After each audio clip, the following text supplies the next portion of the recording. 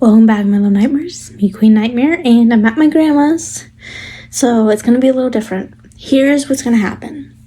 I have a huge update. I'm going to be taking out all my mistakes and putting them at the end of the video. So there's a lot more editing for me and a lot more enjoyment for you guys who just want commentary like other people do.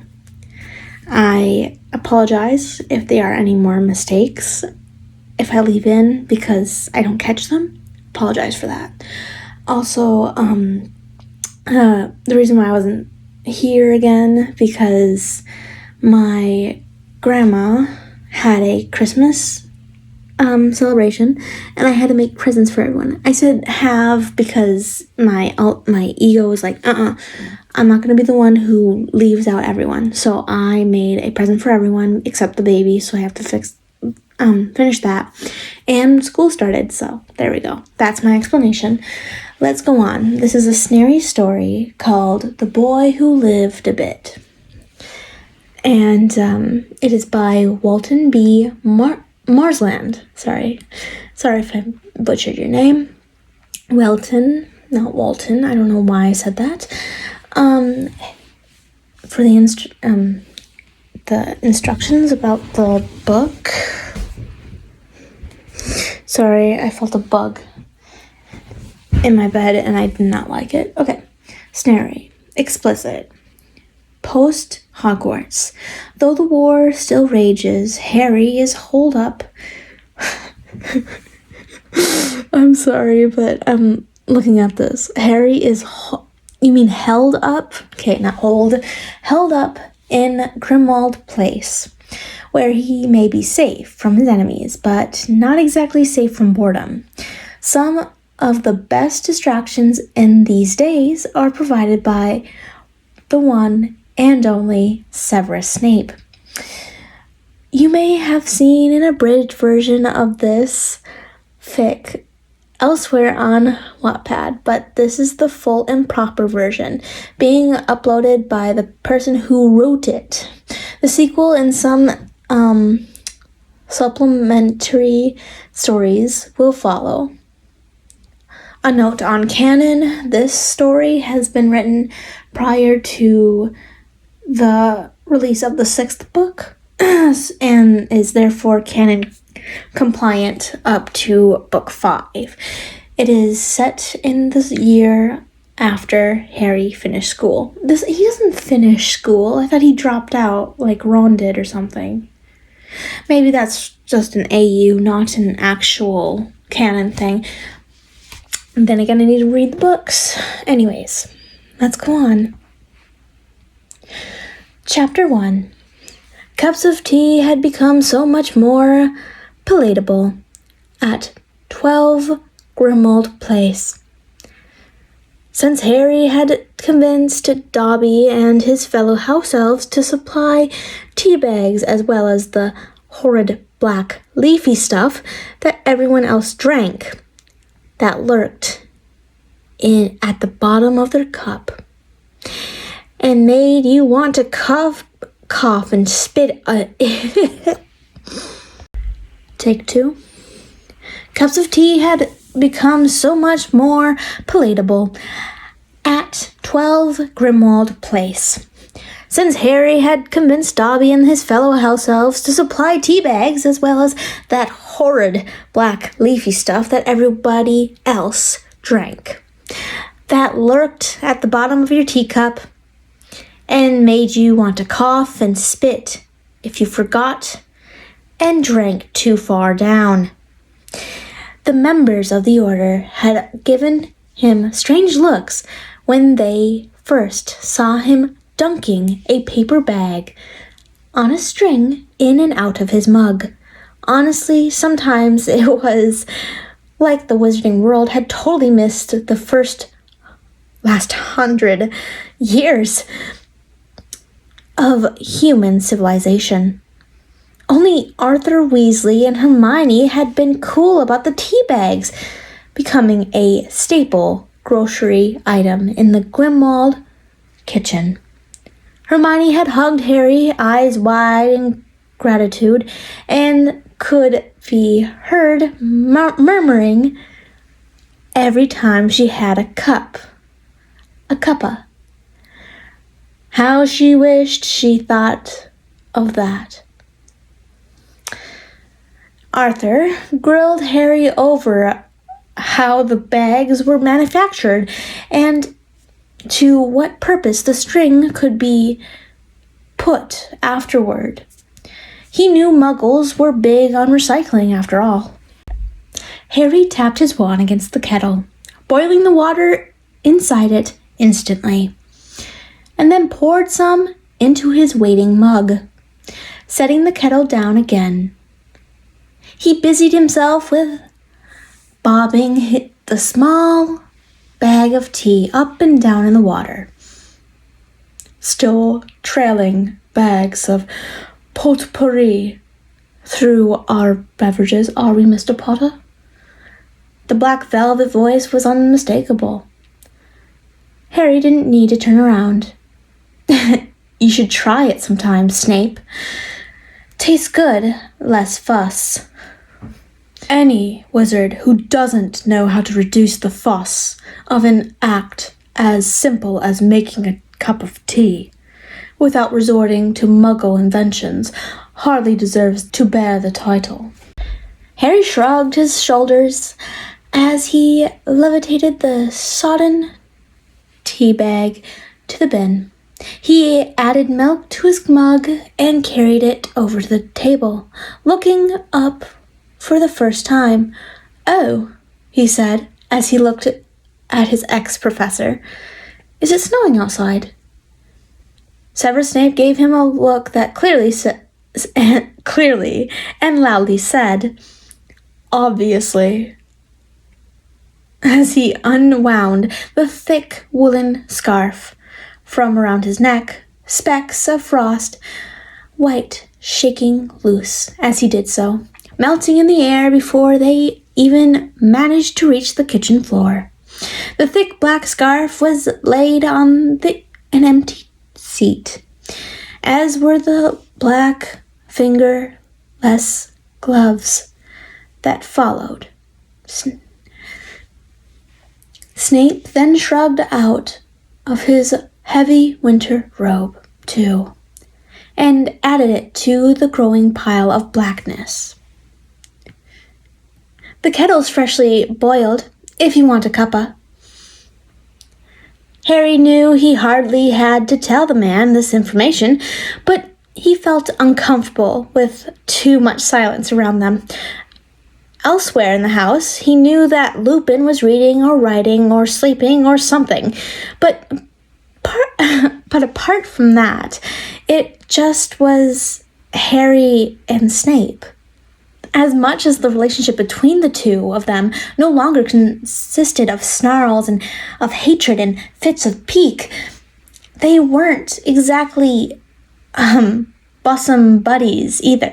Most weekends found them thrown together, though Snape and Harry, since finishing school last July, now lived at Grimmauld Place, as did Remus Lupin. It was quite a nice arrangement, really, if a little claustrophobic. Harry wasn't allowed out much while the war still raged.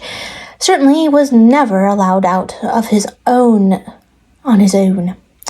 The Order weren't even very keen on the idea of him being in the house on his own for a length of time, regardless of its hidden location and heavy wards.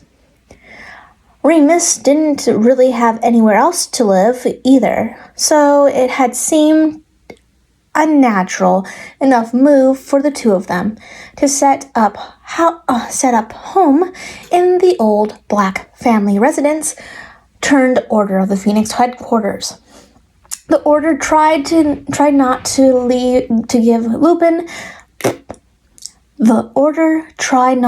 give Lupin too many weekday errands so that he could be home with Harry as much as possible.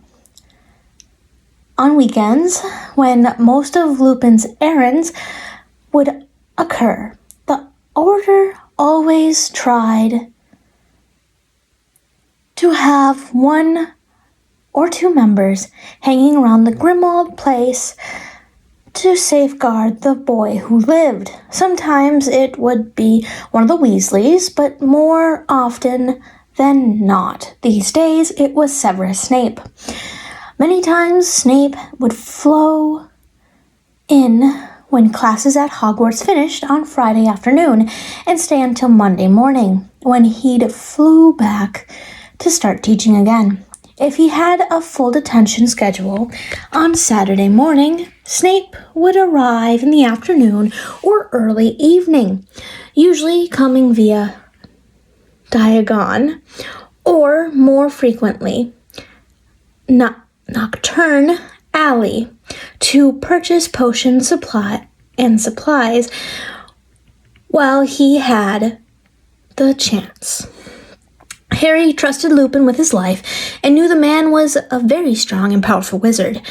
But somehow, however, begrudgingly, he always felt just the tiniest bit more secure when Snape was around as well. The man had the strength to turn away from his former life as a Death Eater, had acted as a spy for the Order against the Dark Lord Voldemort for almost as long as Harry was old. Had saved Harry's life countless times and was simply, well, just one of the most scarily formidable wizards Harry had ever met. The man could probably glare a death attempt away. Well, not really. Harry knew that, but damned near close, he was sure. Harry watched as Snape fixed himself a cup of tea, lots of horrid black leafy stuff, and settled himself at the table opposite Harry, wand laying on the table to his side, one perfect black eyebrow arched upwards, slightly as if to ask what the hell Harry thought he was looking at. He dropped his gaze to the table top between them, trying not to look as though he was looking at Snape's long nails being warmed against the sides of the steaming teacup. "I have news," Snape suddenly said. Harry looked up to Snape's face again, waiting for the man to continue. Snape took his time, producing a silver-colored half-hip flask from his robes, pouring a liberal amount of whatever it contained into his murky black tea.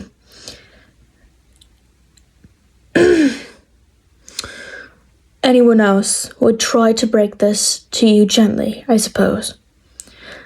One corner of Snape's mouth tensed for a split second, then relaxed again. "But in light of the man's behavior toward you, I see little point. Your uncle is dead, Mr. Potter. The house in Snarry is gone." Harry didn't feel his expression change at all. "You were there?" A slight inclination of the dark head answered in affirmative. "And Dudley and Petunia?" "Safe. Your uncle was home alone at the time." "It was Saturday. Aunt Petunia had probably taken Dudley shopping or to the cinema." "I would assume they have Muggle relatives to go to." Harry had to rack his brain for a moment.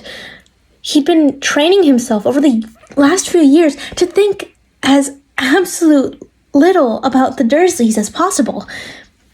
He felt himself nod. "Aunt Marge, I guess." "Oh, what What happened to the house? A textbook obliteration spell. The Muggle authorities are babbling about a gas leak or some such. The dark eyes pinned Harry for a moment, his eyes unreadable. Then he picked up his wand and waved it over Harry's mug. All the milk Harry had put in disappeared in an instant. Snape reached over the table with a flask and poured some amber fluid into Harry's tea. Oh, are we celebrating something, Severus? Lupin walked into the kitchen as Harry brought his mug up to his face and sniffed gingerly at the new concoction. Hardly, Lupin. I've just returned from the Dursleys' house, or should I say, the site of the Dursleys' house. The small smile Lupin had upon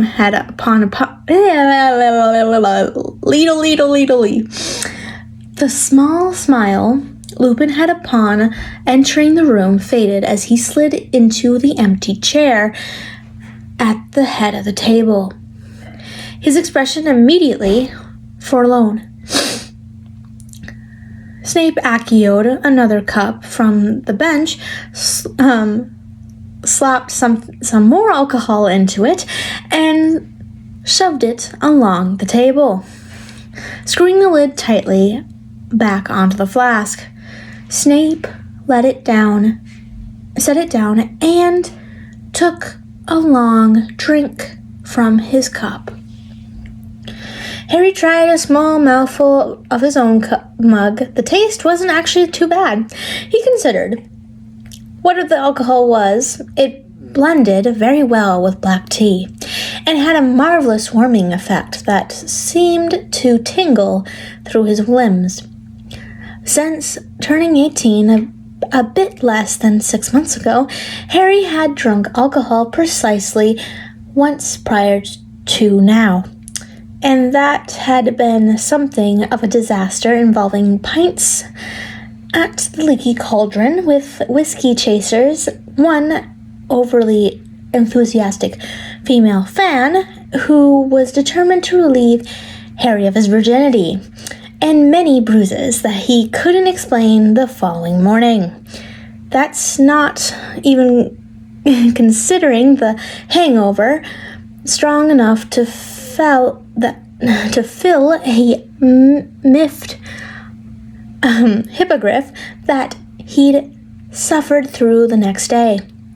Compared to that, sitting around the table at Grimmauld with two of his ex-teachers was most pleasant, even allowing for news of death and destruction, and the fact that one of his ex-teachers in question was Severus Snape. What is this stuff? Harry asked. Scotch, replied Snape. Older than you are. Harry had never drank anything older than himself before. He figured alcohol must be the only thing safer to do so. Anything else would just go off, wouldn't it? He took another sip and rested his forearms on the table. Yes, very pleasant. Were there any survivors, Severus? Lupin asked. One young thug and the woman. Oh, Harry! I'm sorry about your uncle. Harry noticed Snape's eyes roll melodramatically.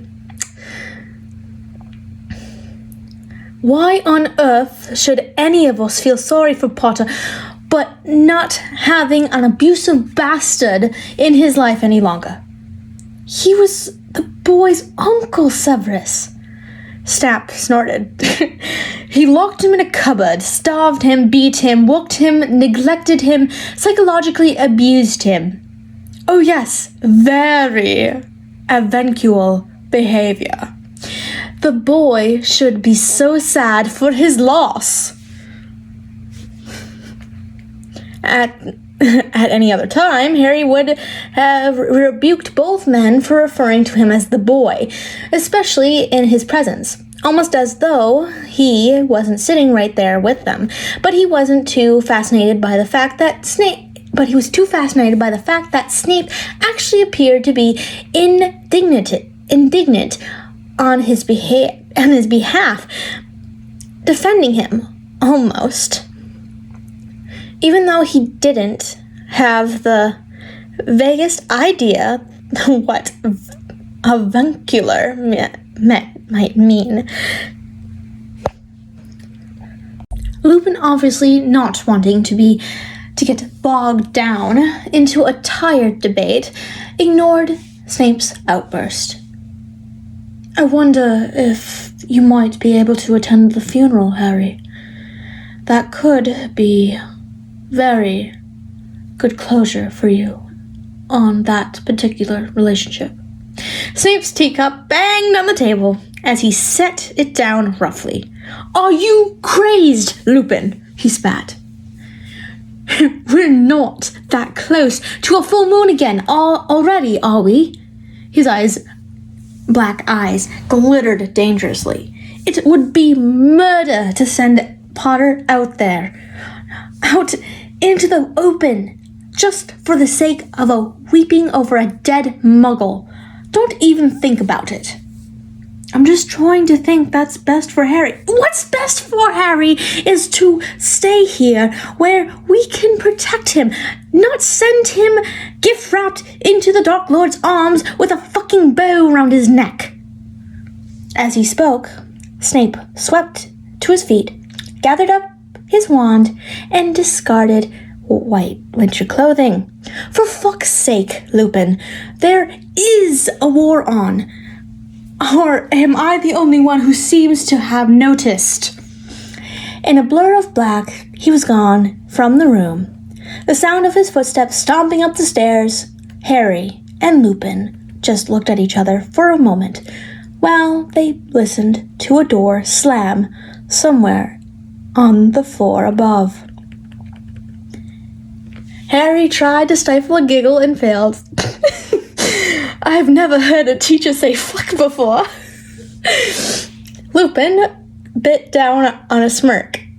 You should take it as a compliment. Severus, obviously, doesn't feel the need to act around you as though you were still a student. Harry considered that a short while and felt a grin spread over his features. That actually did feel a bit like a compliment. Lupin picked up the hip flask and still stood in the center of the table.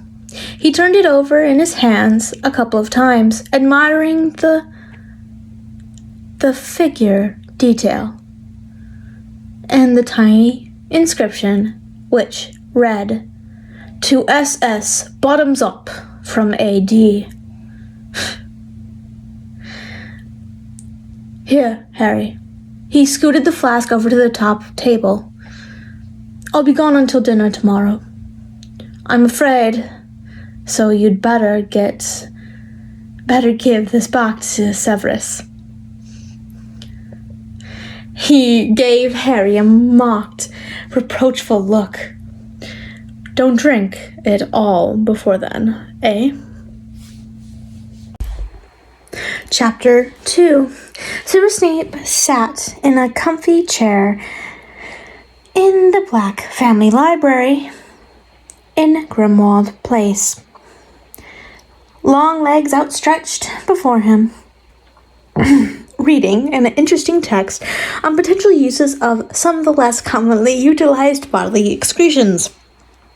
Some of the suggested regarding vaginal mucus had come along, been debunked, of course, and the chapter on child sweat was largely superstition, but overly the tome had helped while away a few blissful, peaceful hours, a peace that naturally enough had to be disturbed sooner or later. Professor, sir, May I come in? It's not my house, Potter. You need not ask my permission. I just, didn't want to disturb your reading. And yet you do so. He looked up at the youth as he snapped the book shut. Is there something you require? Potter stepped fully into the room and closed the door behind him. Continued growth sprouts over the last couple of years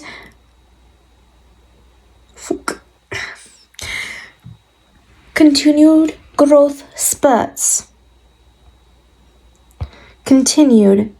over the past couple of years had given the boy a slightly gawk appearance. His full potential height would never be reached thanks to his bastard relatives and the undernourishment of his childhood years. But his limbs were long and Quidditch-toned, and his face had thinned into early adulthood. Snape was finding it increasingly difficult to make himself mentally refer to Potter as the boy. These days, only forcing himself to recall the days of their earliest acquaintance made it easier. At least the uncontrollable black hair and the wide green eyes hadn't changed.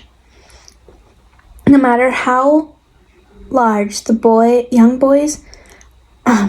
man's hands may get, or how deep his voice may plunge, at least Snape could cast a glance at those emerald orbs, that messy bird's nest, and convince himself he was talking to a child most of the time.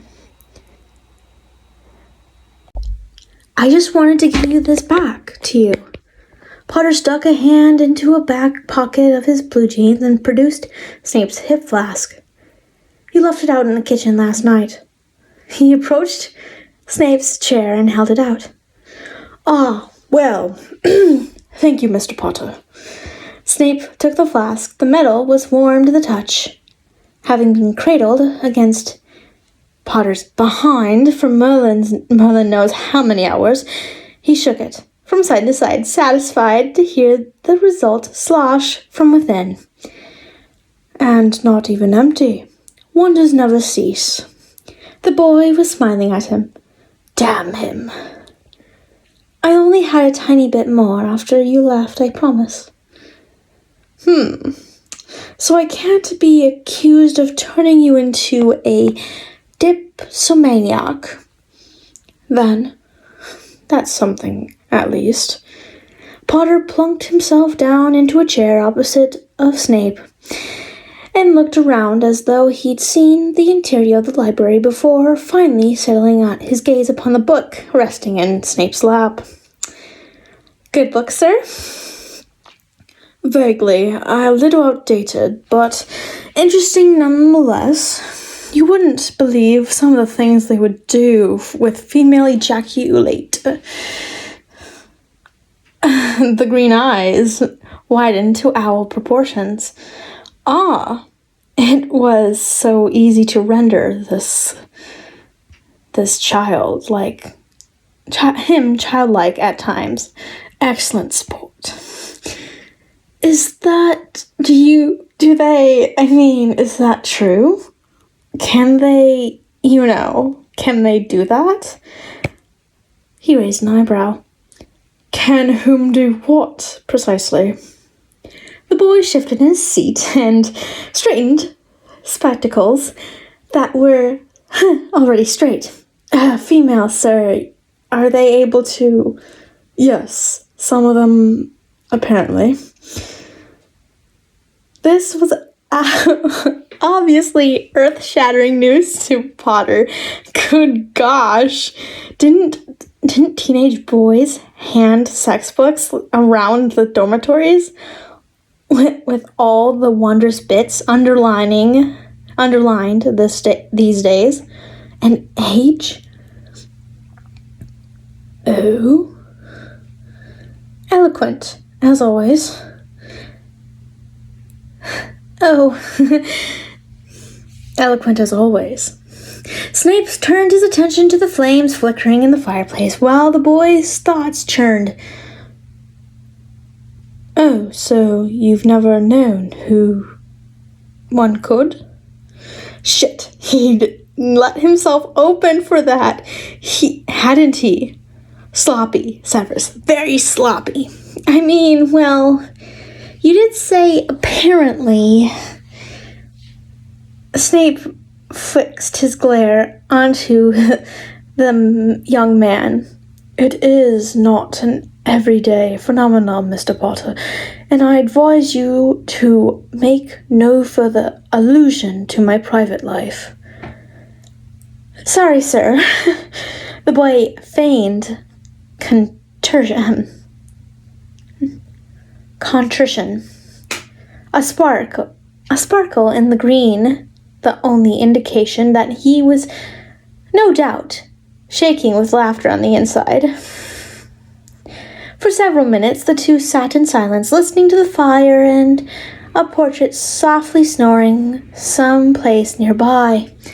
When Snape eventually lifted his gaze to Potter's face to speak, he was momentarily disarmed to see Potter already watching him, gaze steady and confident.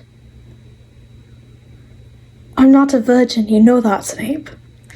That statement was approximately 8th or 9th on the list of things Snape had absolutely not expected to be the next thing out of Potter's mouth. He composed himself by folding his hand on top of the book in his lap and arching his eyebrow again. Indeed, Mr. Potter. And you're sharing this riveting information with me. Why? The boy shrugged. I don't know. You just seemed so happy to see me embarrassed about something I don't know about women. I'm not a total innocent, you know. I have lived a bit. Snape felt a twitch at the side of his mouth, but willed the smirk away before it formed. The boy who lived, indeed. How charming. He cleared his throat before continuing. Well, yes, well, I'm sure. Oh, fuck me, really?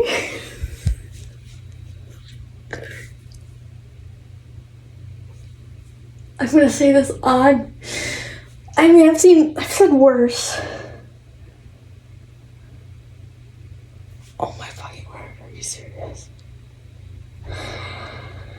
I'm not gonna say the word he says, but here we go.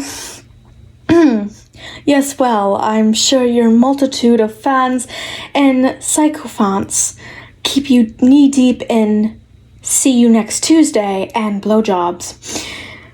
Potter, but I'll thank you to spare the gory details. A fierce blush assaulted the young boy. If you don't want to see you next Tuesday means, when I say you, it's the letter U.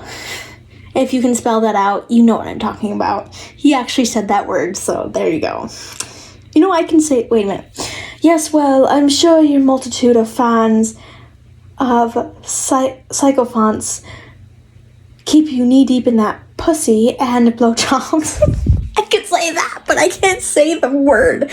I've called someone this, but I can't say it. Whew, okay. A fierce blush assaulted the boy. That's not... I don't... He made an exploratory noise, but then seemed to make a concerted effort to calm himself and not rise to the bait. Impressive. I am not knee-deep in anything. Snape allowed himself to smirk this time, but not an entirely nasty one. So you've committed the act, but not bring yourself to say the words. The unruly black hair fell around the pale face as Potter lowered his head slightly in embarrassment.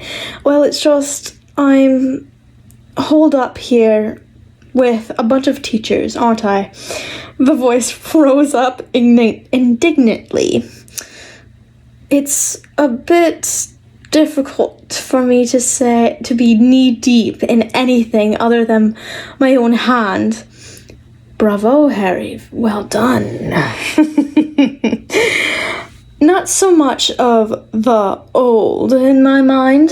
Snape smirked a little more, realizing he was actually enjoying the conversation. Still flushed, Potter lifted his chin and met Snape's gaze. Full on, once again. The boy was defiant.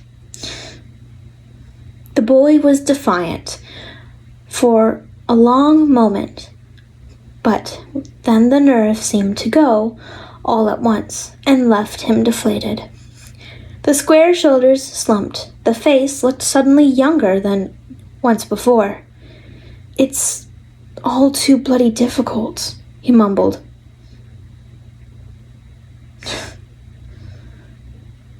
Adolescence always is, Snape conceded. I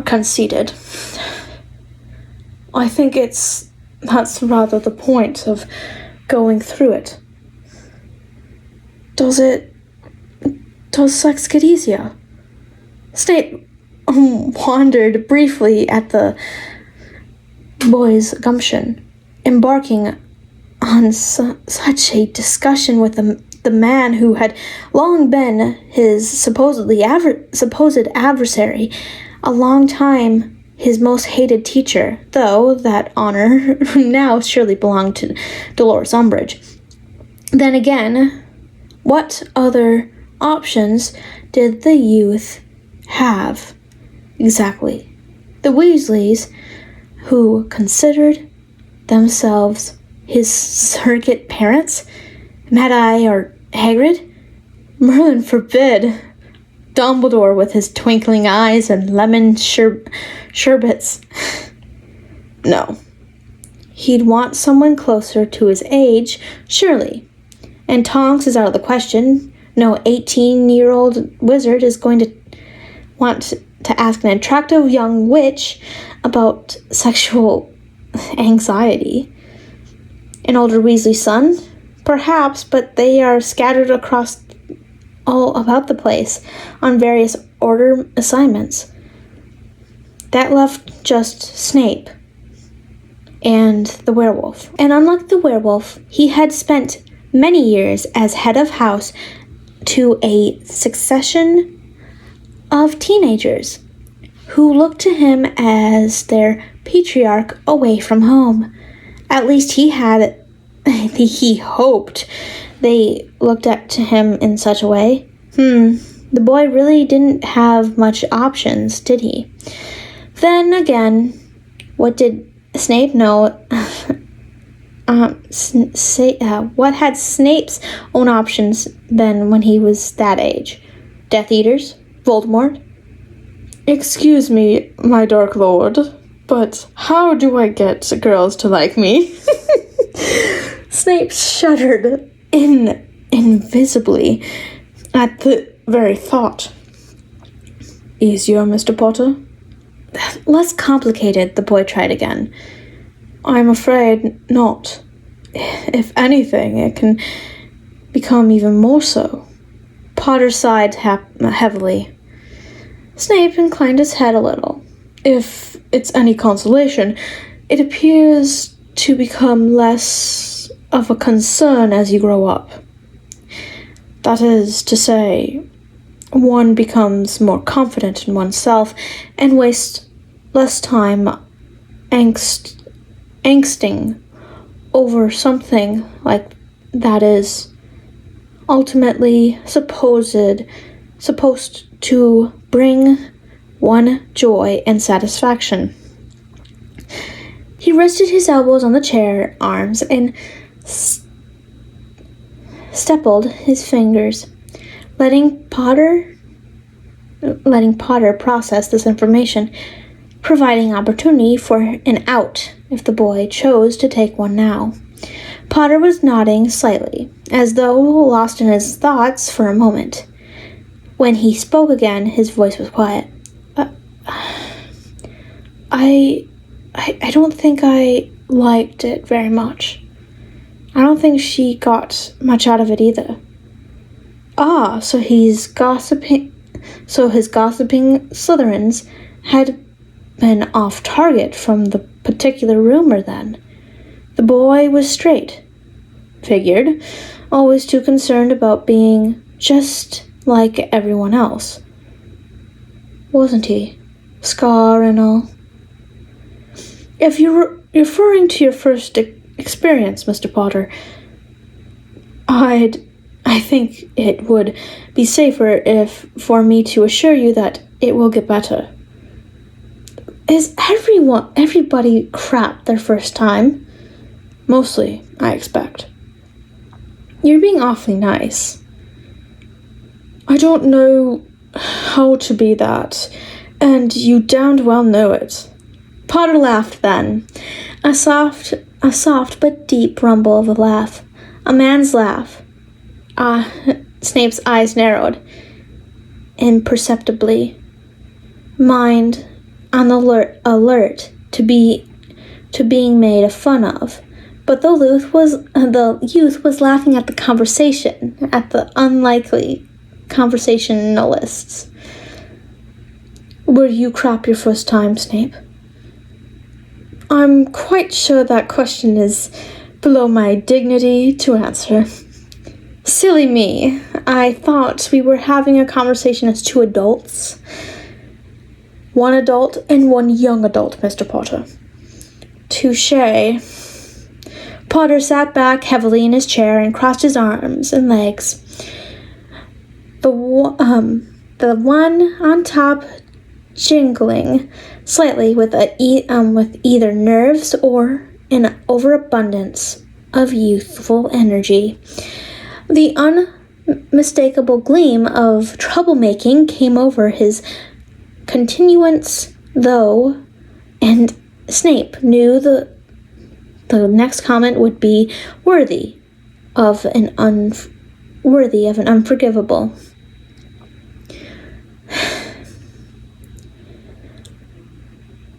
I bet you were brilliant in the sack.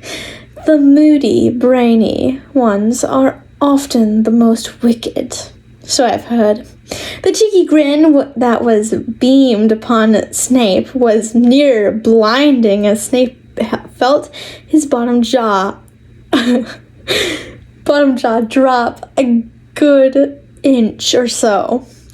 To collect himself took a small effort, but he managed to hide it behind a bluster. Potter, as delighted as this intimate little chat of ours has been, I think you would be well to remember to whom you are speaking in attempt to modicum of propriety. Says the man who just accused me of being knee-deep in pussy. Snape's black eyes flashed. Potter, he said slowly, with a menacing look, are you flirting with me? A delighted giggle was all that answered Snape before 5'10" of a former student plunked itself into his lap and attached himself to his face. Soft lips crashed hard against his mouth as surprisingly strong arms wound around his neck. A hand buried somewhere in his hair. Dear gosh, teenaged boy squeezed his squirming in his lap, swiping at him with his tongue. So not all that straight, really, then? Was Snape to be just another experiment? Like whoever the apparently disappointed young lady had been. Was this another bit of life the boy who lived wanted to rack up? Panic hardened in Snape's chest. What if someone walked in on them like this? What on earth could this lead to? How much trouble could he get in for allowing this to happen?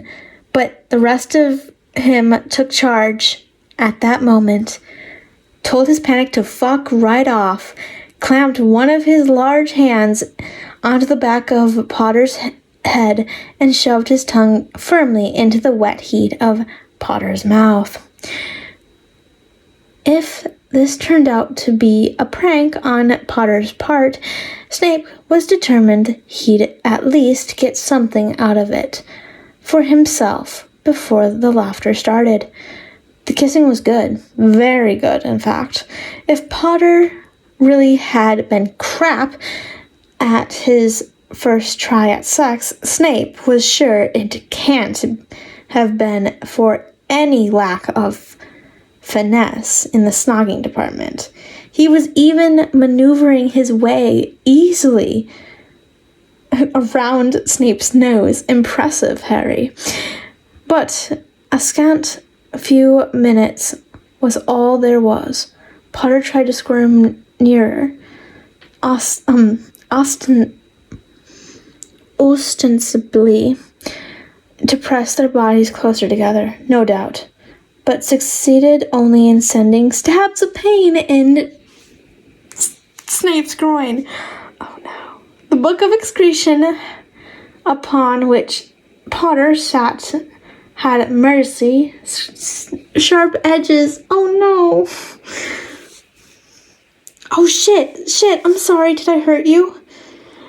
Snape gripped the boy firmly by the upper arms and hoisted him off his lap. Potter stumbled slightly as he tried to stand upright, green eyes dewy with concern and a little abruptly halted passion.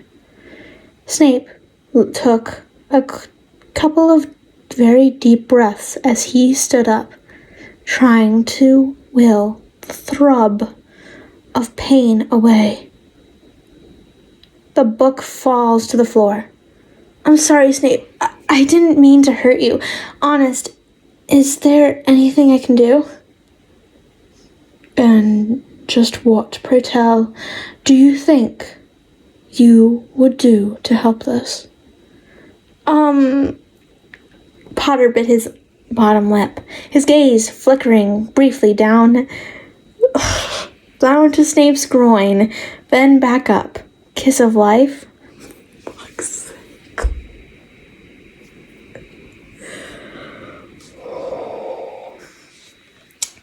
Snape glared at him. Enough with the clumsy attempts of seduction, Potter. This has all been quite uncalled for. Haven't you got your something else you should do this afternoon?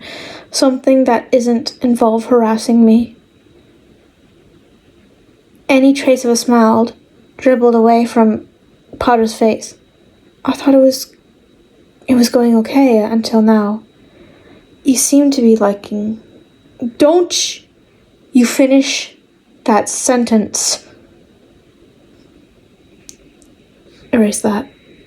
Go back. Any trace of a smile dribbled away from Potter's face. I thought it was okay. Until now, you seem to be liking... Do not finish that sentence. Merlin, I should have known better. Snape began to walk a little gingerly toward the door. Potter tagged along with him. Can I get you an ice pack or something? No, thank you, said Snape firmly. I think I'll retire to my room until dinner. Don't even think about disturbing me unless there is an emergency of the very most dire urgency. Do you need help getting up the stairs? I most certainly do not Now go! Leave me alone, Potter. Do something worthwhile with your afternoon. But no buts. Just stay away from me. He tried not to think of what an extreme pout those dark lips would beset in right now. Chapter 3. Dumbledore stabbed buttered baby carrot onto his fork and held it aloft triumphantly. Amazing vegetable, the carrot, he announced to his fellow diners. Lupin and Harry exchanged a smile, waiting to hear what the headmaster would enlighten them with next. Snape squashed his minted peas into green splodges onto his plate before hiding them in his mashed potatoes.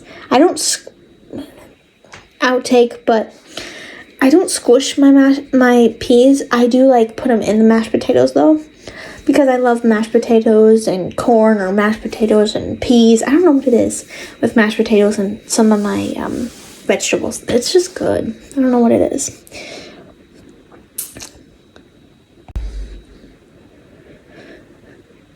The headmaster...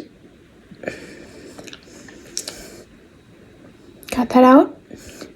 Did you know, Harry, Dumbledore asked, that the Welsh Gaelic word for carrot is moron? Harry and Lupin laughed with Dumbledore at this piece of silly trivia. Snape sighed dramatically and reached for his goblet of wine. And me, with just one remaining Weasley in class, with which to share this linguistic gem. Are you feeling better now, Severus? Dumbledore inquired, as if he hadn't just been talking about carrots. I was told when I arrived that you weren't feeling too well this afternoon. Snape's expression betrayed nothing. I am fine, Headmaster. Thank you for asking. Of course you are, my dear boy. But I insist that you take tomorrow off in any class. Your classes will be covered. The blue eyes twinkled as Snape tried to protest. We'll see you back at work on Tuesday. Dumbledore peered over the tops of his half-moon glasses, bestowing a look of great love upon the scowling Snape. Excellent work yesterday, in Surrey. By the way, I sincerely apologize for your backup not arriving sooner. It won't happen again, Severus, I promise you. Harry swallowed a mouthful of morons and looked sideways at Snape. Yesterday, at Privet Drive. Had Snape had to... He turned his head and looked properly at the glowering man at the end of the dining table. Had Snape had to deal with the Death Eaters that killed Uncle Vernon on his own? Harry felt the rate of his pulse notch go up a notch or two. His pulse rate step up a notch or two. The man he had kissed earlier today was brave and brilliant and smart, and looked danger right in the eye, and was a war hero, and had the sexiest voice in the world, and had sinful hands and a sharp wit, and had sucked on Harry's tongue and made him moan and made him stiff. Oh gosh, Harry wanted to do that again with him. He thought about it a few times over the last few years, kissing a bloke, that is. It wasn't that he thought he was gay or anything. It was just, maybe it was best to just find out. He'd never been able to work up the nerve before, though. And what a person to finally work up the nerve with. Harry looked back down at his food and felt thankful for the linen napkin covering his lap. None of the girls he'd ever snogged had this effect on him. If Snape could have sort of effect on his body, well then, maybe he did like blokes, or maybe he liked both, like Fred and George did, or maybe, and here was an unsettling thought, maybe it was just Snape. Gosh, what if he was Snape sexual?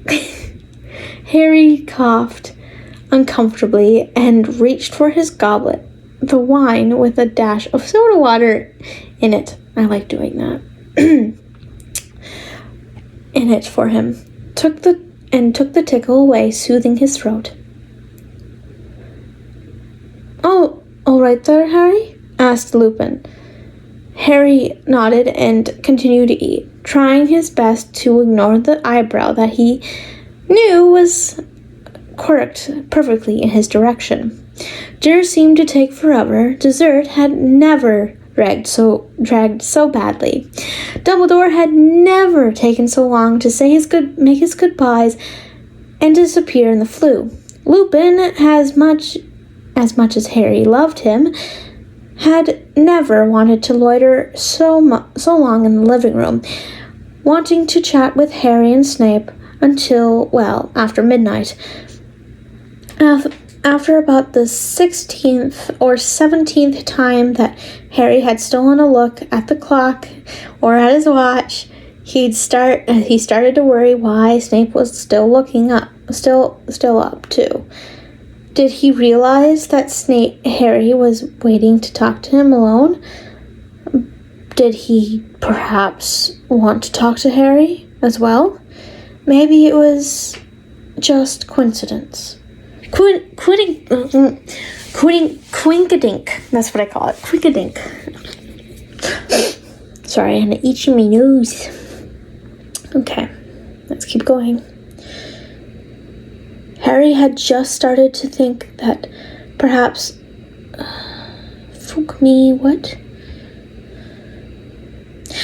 Harry had just started to think that perhaps Lupin was going to stay up all night with the man. Suddenly yawned and glancing at the clock, swiftly apologizing to them both for lingering so long. No wonder I'm so tired. Just look at the time. He pulled himself up out of the chair and smiled tiredly at the remaining two. Good night, Severus.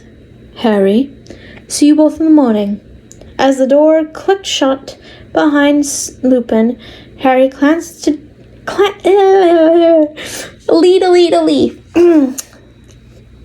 Harry chanced a look at Snape. If the man was still angry with him over the accident with the bloody book, he'd make his excuses and leave now, surely. Why are you looking at me, Potter? How did Snape do that? He wasn't even looking in Harry's direction. Sorry, Professor. I am no longer your teacher. Snape's black gaze drifted over until it locked with Harry's. Plus, I have now had my tongue in your mouth, so one would assume that such a formal title is, as of today, rather meaningless. I love the way you talk. Snape sighed at the whispered statement. Briefly, he closed his eyes and pinched the bridge of his nose, as if trying to hold back a migraine. Have you been with a man before, Mr. Potter? Snape opened his eyes again and looked at the younger man. Oh, for fuck's sake, stop blushing! You didn't feel the need to blush when you launched yourself into my lap this afternoon. I fail to see why a simple question could color your cheeks. And if I only ask because it is prudent of me to do so. Before even talking about with you further on the subject. Harry sat up straighter and tried to force himself not to blush so violently. Snape was right, of course. He had to be mature about this at some point. No, he said simply. Today was as much as I've done. He bit his lip nervously, with a guy, that is. Snape nodded and looked into the fire. Did you find out what you wished to discover? Harry frowned slightly. What? I mean, pardon? I don't think I understand.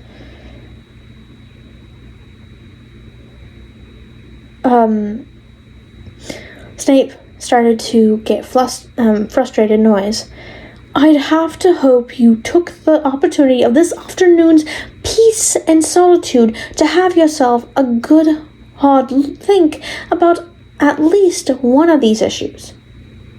Well, Harry had certainly taken the opportunity to have a good hard something this afternoon. He reined his thoughts in again, though, as Snape continued after a short sigh. Did I confirm for you that you like girls after all, Potter? Or did I help you realize something darker about yourself? Oh? Snape fixed him with a toned-down glare, waiting for a better answer than oh. Harry swallowed. It's just... girls, that is, they never made me feel like that. Not even the one Snape held up one hand to indicate Harry didn't need to go on. Do you have any idea of the intimate activities men can do together? Gosh, this was like a test. One of those pop quiz types of tests that teachers could just spring on you whenever they felt like it, without you even being prepared or anything. He was determined not to blush. In theory, he replied softly, with his head bowed.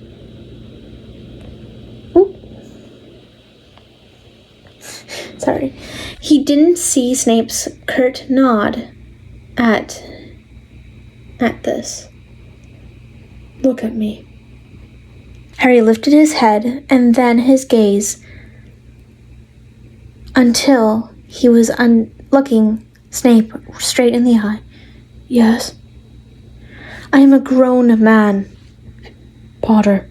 Snape's obsidian glare bore into him, driving his point home by sheer force of will. I have the urges and appetites of a grown man. If I were to take you into my bed, he ignored Harry's sharp intake of breath, I would want to fuck you. Have no doubts in this score, Potter. I am not another hormone-charged teenager looking for a mutual fumble. If that's all you are after this time in your sexual maturation, I strongly advise you to seek one out. Are you always this cold about sex? Cold? On the contrary, you idiot child. I am attempting to spare your feelings and your ass if the Yeesian isn't exactly what you need at this point. A thin smile crept up across Snape's features. I can assure you, you would not find sex with me cold, Mr. Potter. Harry swallowed again. Decision time. Snape was laying his cards on the table and leaving it up to Harry to decide whether he wanted to play or not. That was pretty admirable, he had to admit. Snape suddenly stood and smoothed down his robes. I should leave your bedroom door unwarded for the next quarter of an hour. No need to knock or otherwise make noise. If you decide against a visit, however, I will understand. And you have my word, I shall never speak of this to anyone. He bowed slightly to Harry and then strode elegantly toward the living room door. Throwing a last good night back into the room as he left Harry to consider his next 15 minutes of decision-making. 10 minutes later, Harry softly closed the bedroom door and leaned against the dark wood. Snape was sitting on the other side of his already turned-down bed in the most extreme state of undress Harry had ever seen him in. His robes and jacket were gone, as was his footwear, leaving him in his black trousers, white shirt, and black unbuttoned waistcoat. Harry stared down at the man's alabaster white bare feet, unable to see the face, yet due to the curtain of black hair that hung limply around it, Snape was leaned forward, resting his elbows on his knees, his wand held loosely in his right hand. You had better step away from the door, Snape said quietly, his voice a low rumble from deep down in his throat. Harry obediently stepped away and watched as Snape raised his wand and pointing at the door, and intoning several standard words and a few non-standard ones. Next, he enveloped the entire room in his silencing spell. Oh gosh, no. We're only in chapter, 3? Yeah, 3 of 21 end notes. What the fuck am I reading? I mean, I'm not against it. I was just like, wait, what? Okay. Anyways, one that Harry hadn't heard before, and was no doubt of the super duper double agent in a war zone variety.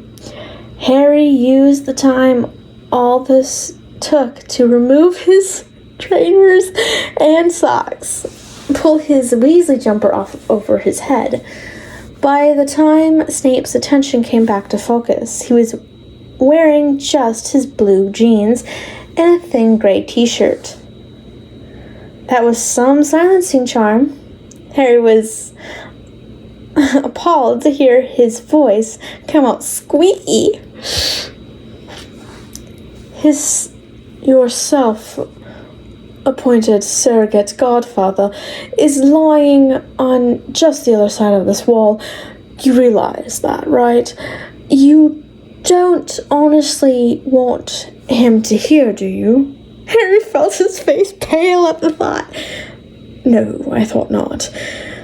Snape turned slightly and put his wand onto the bedside table. He continued to sit there on the bed, feet flat on the floor, pale hands resting on his knees. He made no motion to encourage Harry over, certainly voiced no further invitation. If Harry wanted this, he had to make the decision himself. In just 4 strides, Harry had crossed the room. He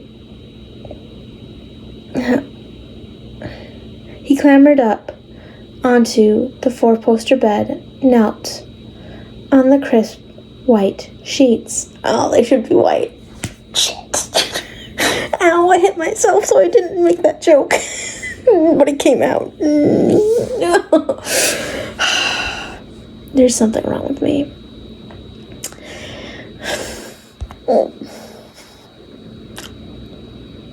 A little to Snape's right and a little behind him.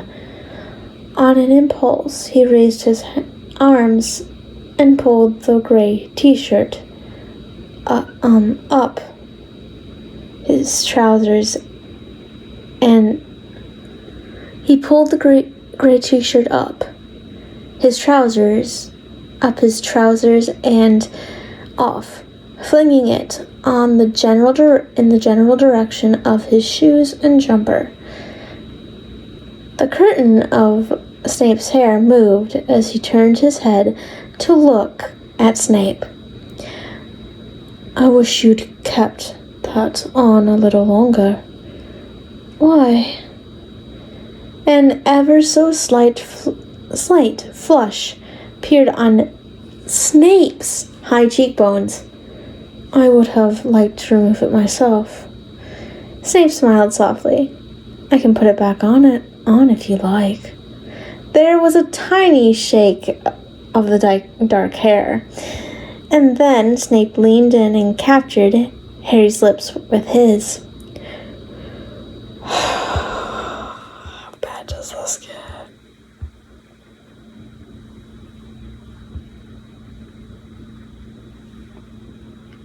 Oh, fuck. Really? Really? Chapter 3? And they're seeing the C word too. Not the female C word, but the boy C word. Oh no. Oh no, no, no, no. No, no, no, no, no, no, no, no, no, no. Okay. This would make a granny flush. Okay. Okay.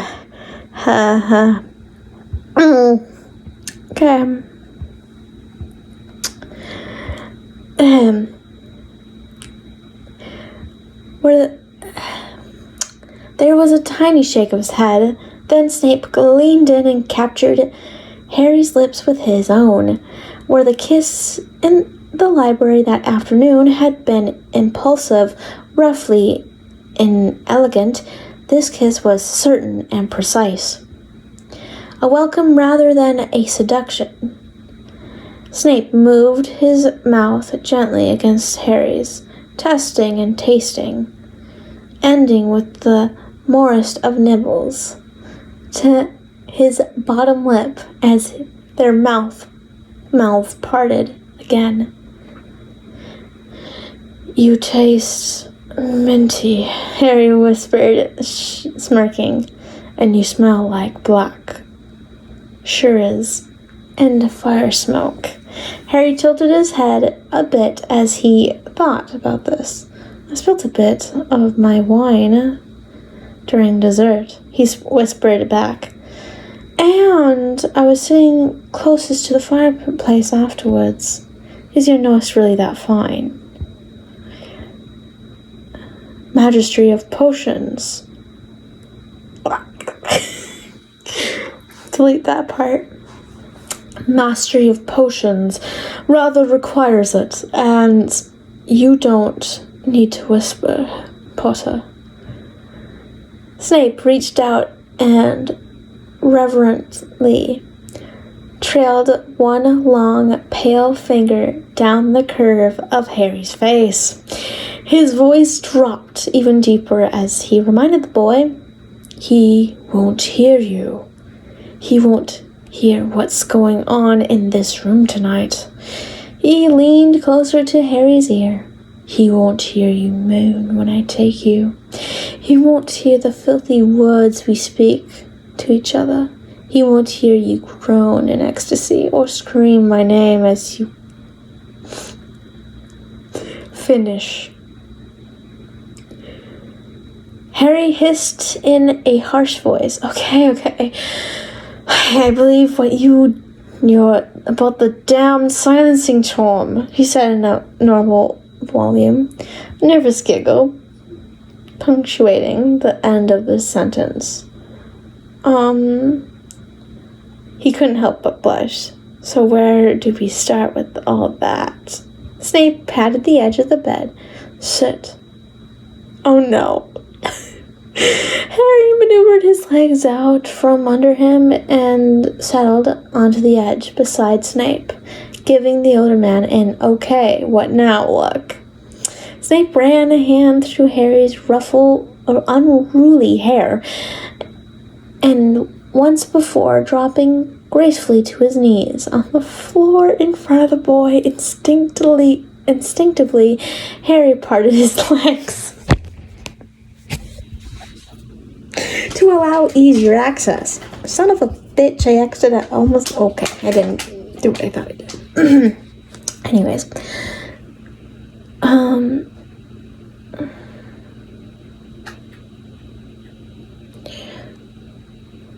Parted his legs to allow easier access. He reached out his arms, and Snape moved in closer, cupping his large hands around Harry's face,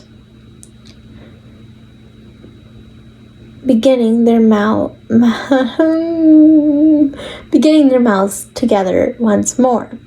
Kissing had never felt like this for Harry. His entire body was singing, wanting to feel more, feel deeper, feel more intense. He pressed his tongue against Snape's lips and was allowed in immediately. Yes. Yes. Just love that answer. Yes. He stroked his tongue along Snape's and felt the man press harder against his body.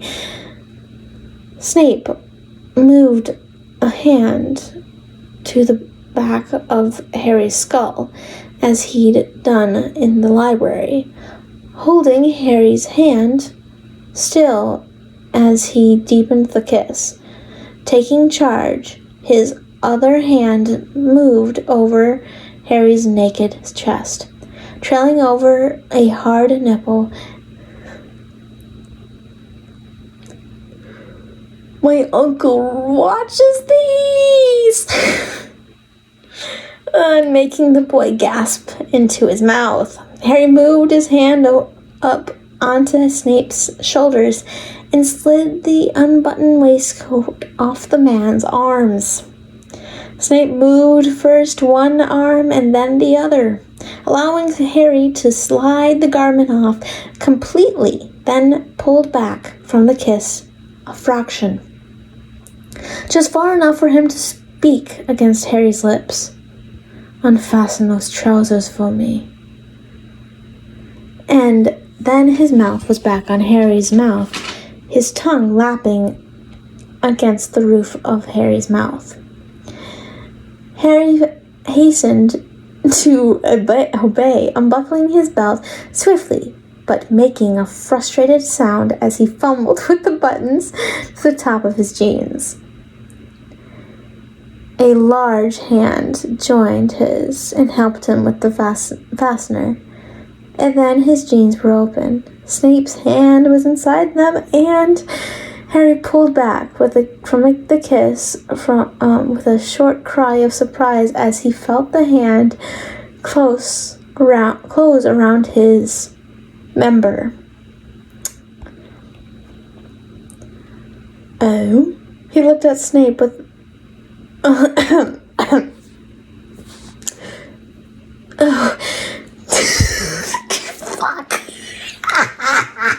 Okay, cut this stuff out, please. Fuck's sake. Okay. He looked at Snape with a raw expression. Touch me. He bit down onto his lip. Snape smirked briefly and bent his head down into Harry's lap. Oh, fuck. Harry's hips bucked involuntarily as Harry's lips moved over the head of the tongue darting out to flick the leaking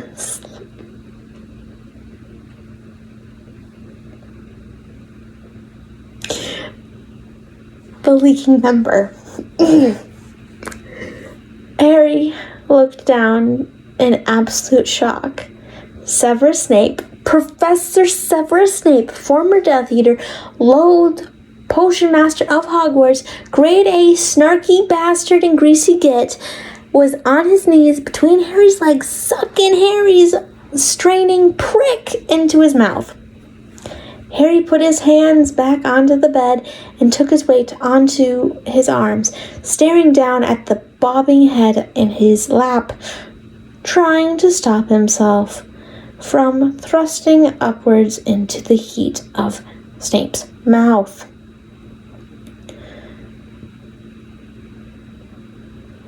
No one, he started to say, but the one turned into a low moan as he felt the head of his member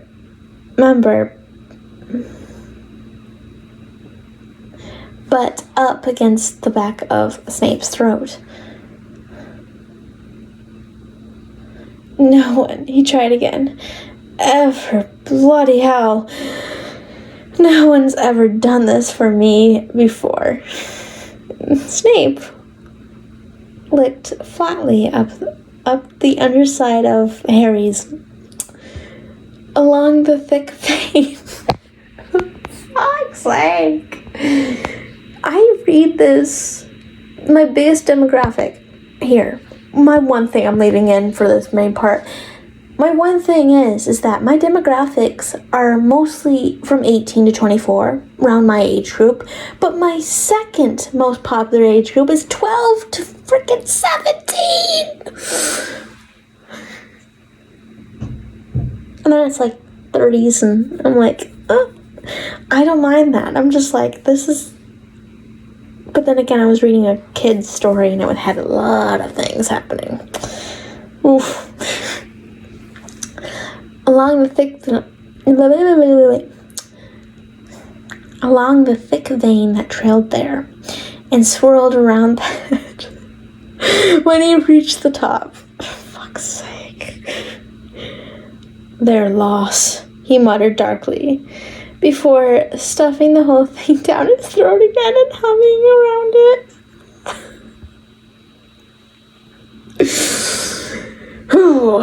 Harry couldn't help it. He leaned back and thrusted his fingers into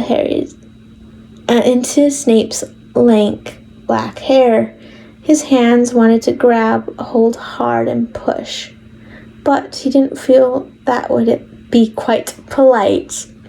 His hips began to roll of their own accord.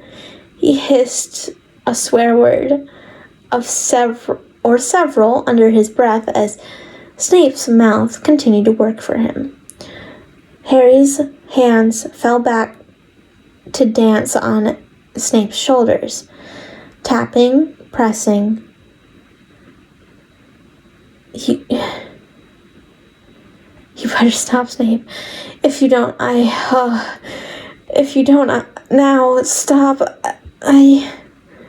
Snape's black eyes looked up at him, and Harry was sure he'd seen anything, had never seen anything so intensely erotic in his life. He pulled his mouth back from Harry's, but kept hold of it with one hand, lazily stroking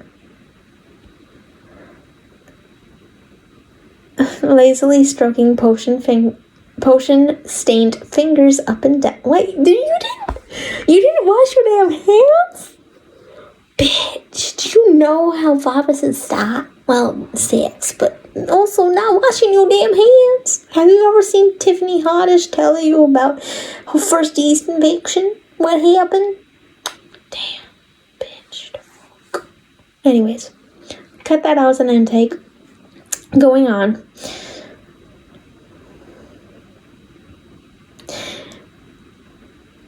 He pulled his mouth back from Harry's thing, but kept hold of it with one hand, lazily stroking potion-stained fingers up and down the hard, silky flesh. You can come. Fuck! Cut that out. You can finish in my mouth, Harry. I don't mind. He called me Harry. Harry's brain screamed at him. It's not that, he tried to explain. It's just, he thrusts his thing upwards into Snape's hand and gasped. I don't want to finish too soon. Not yet. I don't want it to be over yet. It won't be over yet, I assure you. I'll definitely be making you finish more than once tonight, Harry.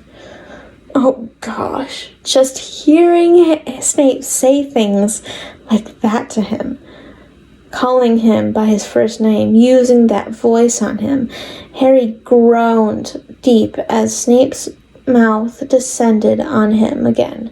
The suction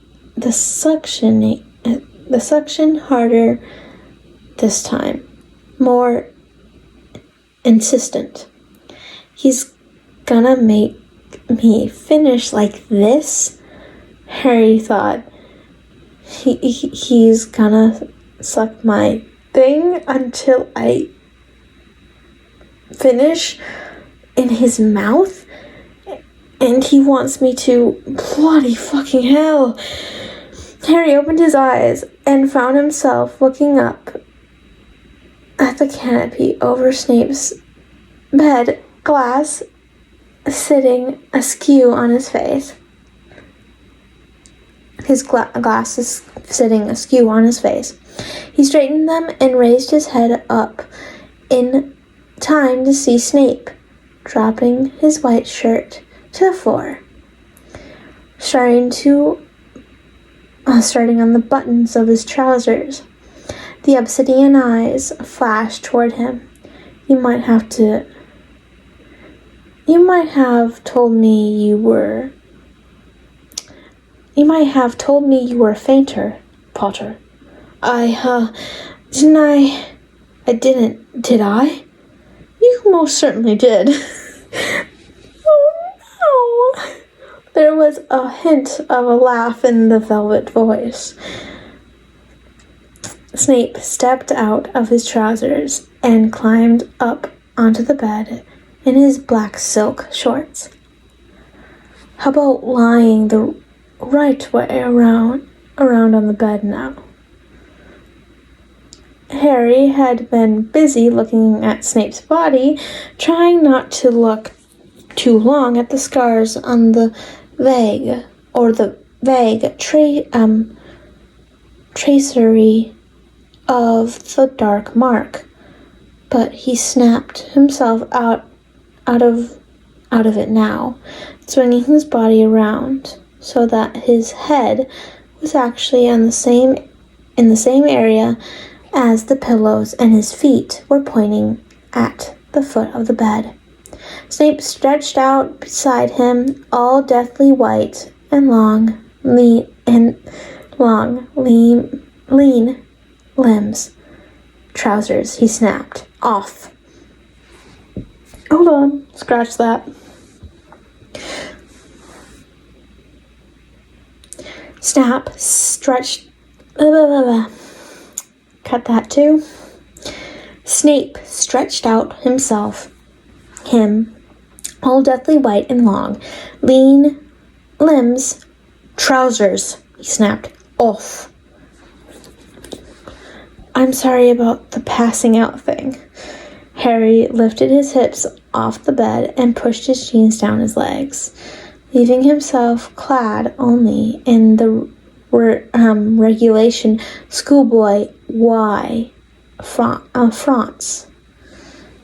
That's never happened to me before. It was only for a couple of seconds, but I think I shall take it as a compliment. Harry threw his jeans over the side of the bed and turned it onto his side to face Snape. Definitely.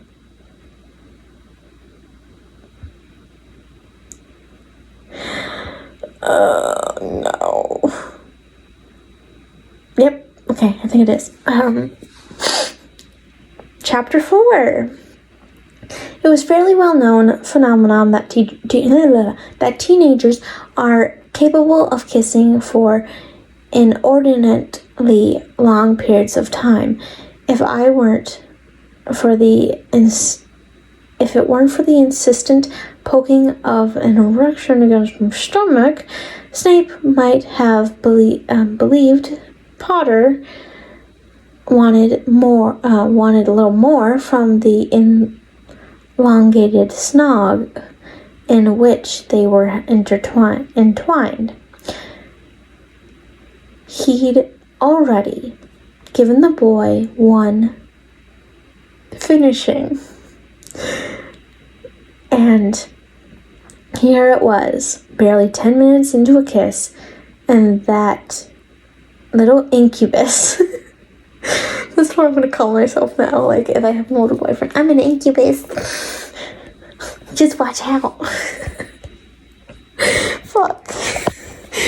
Can you tell I don't date? Last boy I dated, broke up with me because I didn't have a car. That's how my day's going. How was yours? Anyways.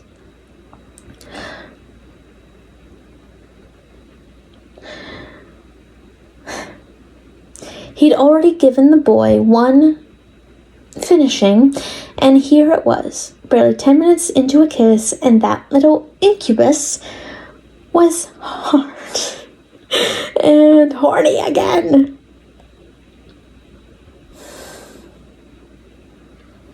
He made a mental note to seek out that book downstairs again tomorrow. He was sure he'd read something about the safe harvesting adolescent endocrine chemicals.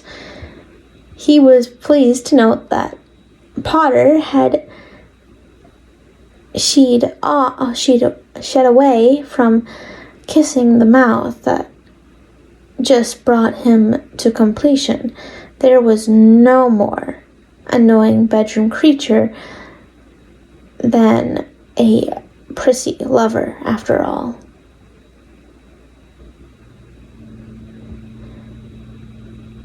There was no... Okay. One of Potter's hands was rubbing and gripping at Snape's thigh, fingertips sneaking under the edge of the silk boxers every few seconds. Yes, Snape liked it. Perhaps he could encourage a little more. Excellent. As soon as he moved position even slightly, Potter took advantage of the extra space created between them, running his hand confidently up Snape's inner thigh and cupping what he found at the top. What the fuck did you find, bitch? Like, damn. Like, did you... A little bit of Rachel just came out of me. No, I mean... A little bit of Luna just came out of me all of a sudden. Just like... Oh, bitch, what did you find? Like, what else would be there? It's a freaking dick. And oh, gosh. Went on a rant again. I'm sorry. Okay. That's another outtake.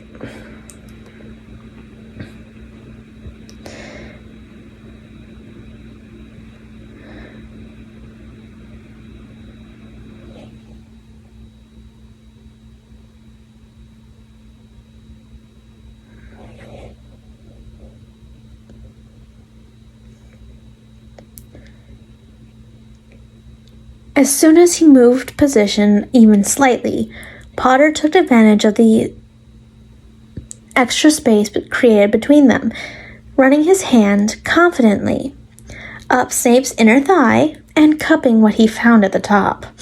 Snape pulled his mouth away from Potter's and lunged at his throat, licking and sucking his way to the sharp collarbone that he mouthed wetly before heading down even further to the boy's chest.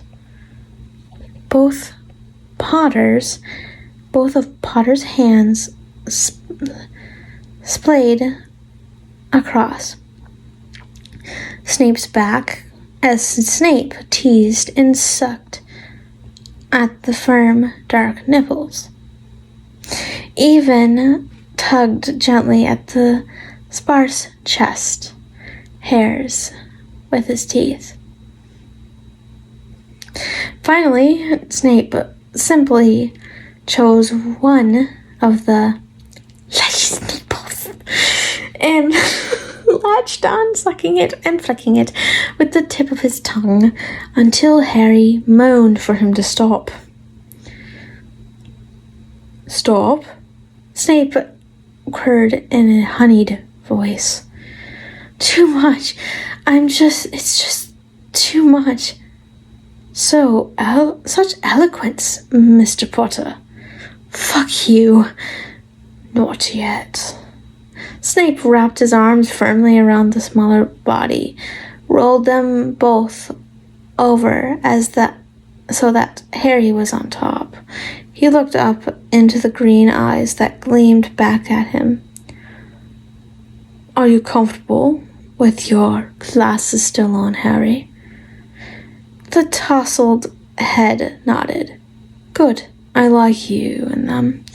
Try to leave them on as long as possible. Kinky for boys in glasses, are we, Snape? You have no idea. Now put your mouth to better use, if you please. And please he did.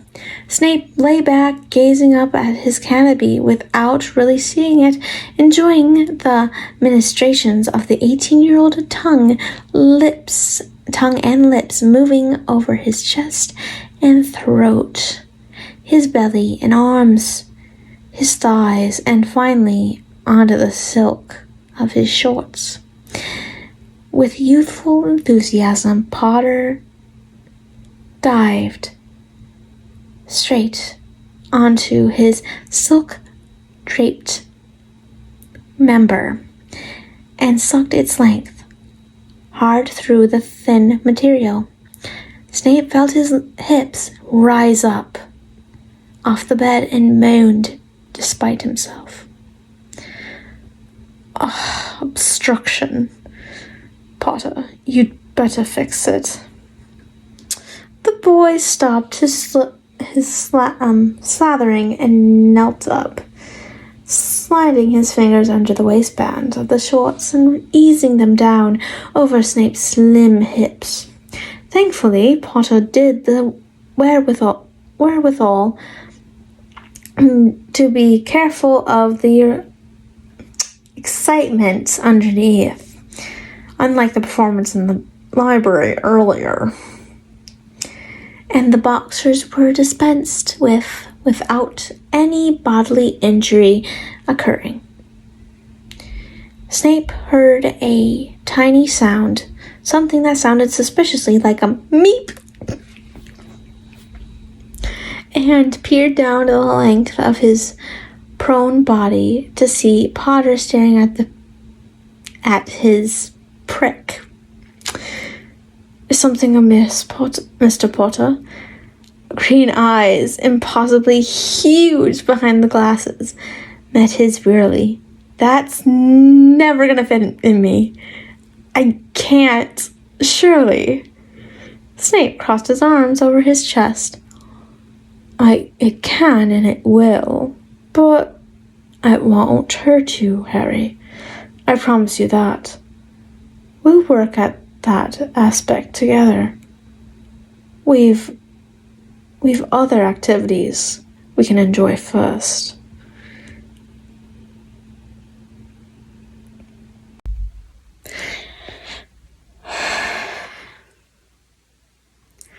Potter looked about as convinced of this as he used to look in class when Snape tried to impart to him that brewing potions was an art as well as a science. But to his credit, the boy laid himself out over Snape's lower body and recommenced his earlier investigations. Snape spread his legs appreciatively, and Potter settled down to his task. Snape doubling the pillows beneath his head so that he could be afforded a better view. It was most certainly worth it. The Gryffindor golden boy, trailing his pink tongue experimentally up and down the length of the head of Slytherins. What is my life? Thing. Oh, for a wizard Kama.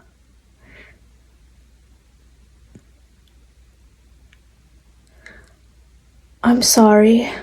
The words were pressed against his. I don't really know what I'm to do here. Snape reached down and stroked the unruly mop of hair. I'm not expecting you to straight away. You did with Occlumency. Black eyes flashed. Don't start, Potter.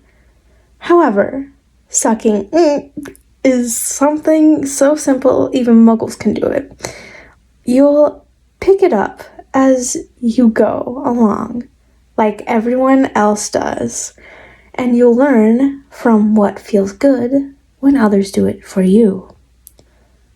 You mean like when you do this?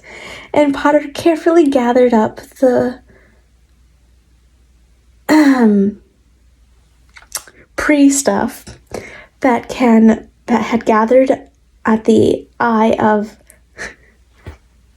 Snape's prick, then firmly ran his open hand down the length of the and back up again. The green eyes still gleamed up at Snape all the while. Oh yes, Harry.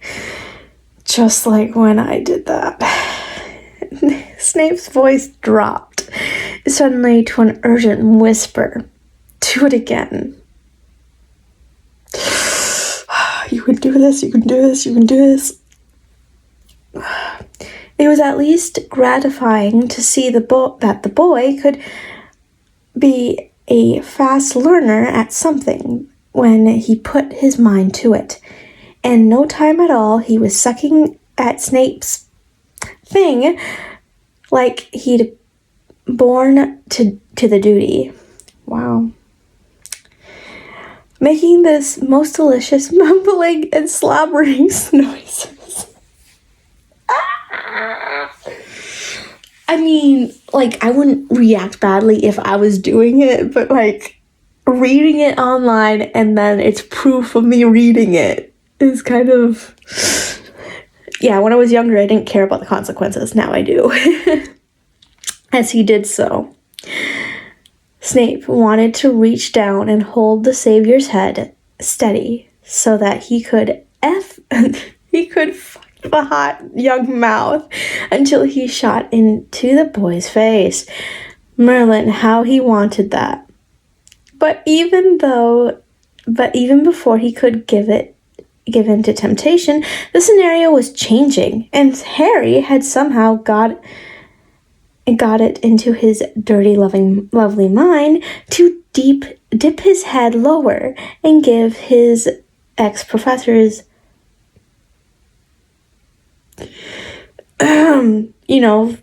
other than the thing down there's two other things. A good tonguing. For fuck's sake. Oh my gosh.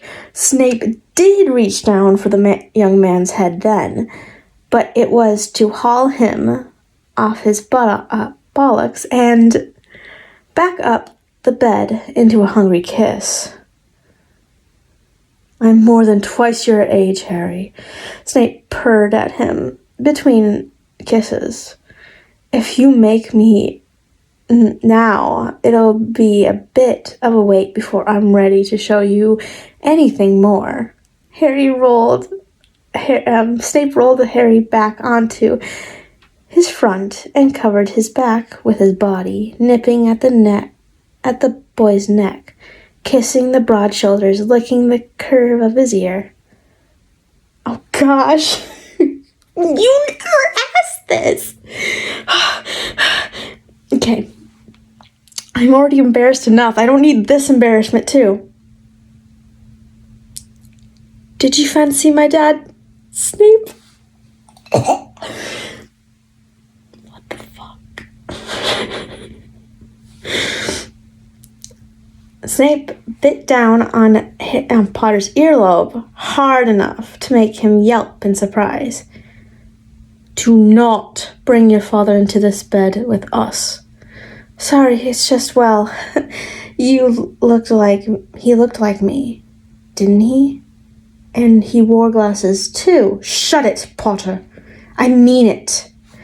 Snape used a leg to spread Harry's thighs apart slightly, pulling the boy's front back at the same time so that they rested just under the swell of the pert seeker's buttocks. He pressed his aching into the cleft of the beneath him and gave a shallow thrust. Feel that, Potter? Why do I sound like Draco Malfoy? I just went back to my roots, just Draco Malfoy everywhere. Feel that, Potter?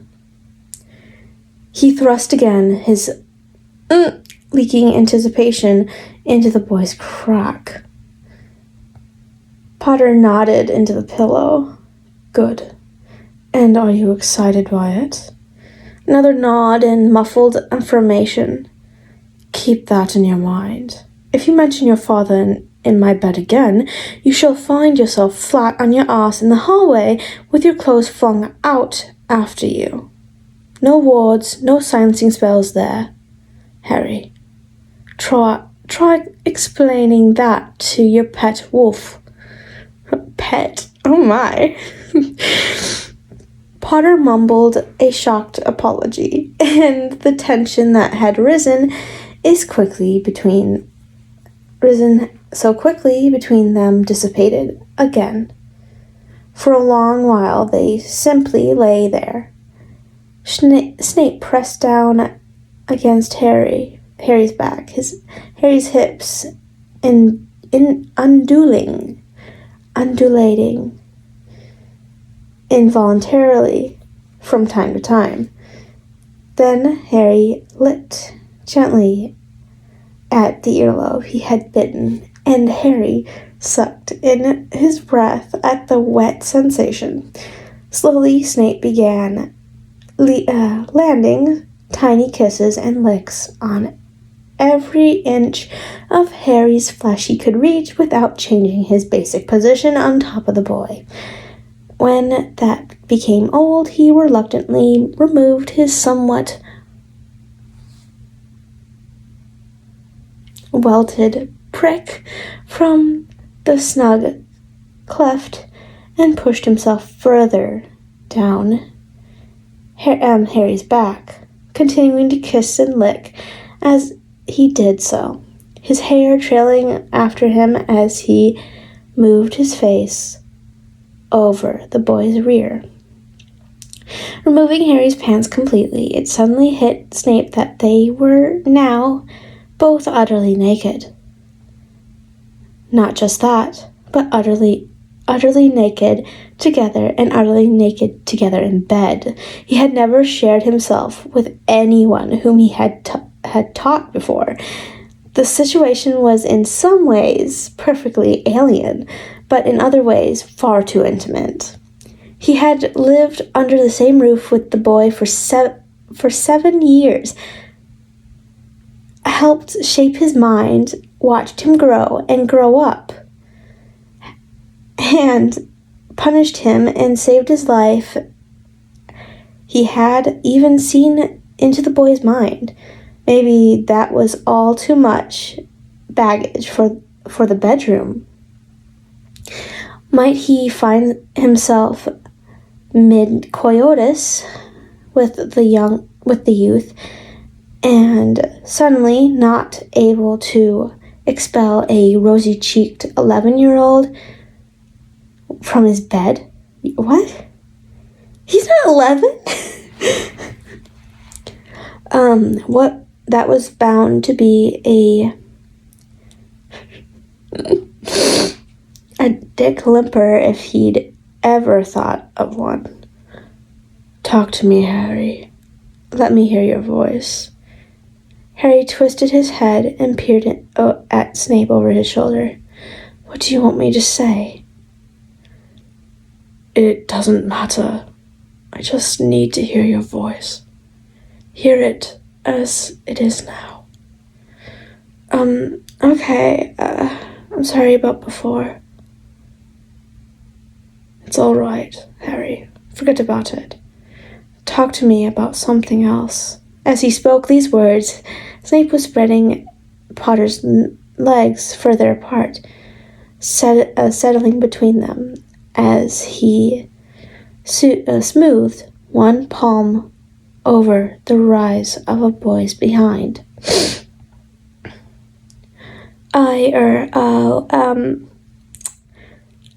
I'm still a little nervous. Understandable. Continue. He was finding it pleasing to hear the deep tones in Harry's adult voice, chasing the memory of the child he had once been out of Snape's mind. I'm horny as hell, though. Snape grinned sharply. That will only get worse before it gets better. I'm afraid. Raise your lower half onto your knees, if you would, please. Potter raised his head on his folded arms and pulled his lower body up onto his spread knees as instructed. What do you want me to talk? Do you want me to keep talking? Yes. Are you going to go? Just fuck him already! Are you going to fuck me? Snape ran his large hands up Harry's spread thighs and splayed his fingers across the buttocks, easing them apart slightly. All in good time. What are you going to do to me? Snape sighed and leaned forward. Make you beg for it. Oh! Snape pushed his face into Harry's behind, planting a wet kiss onto the puckered entranceway.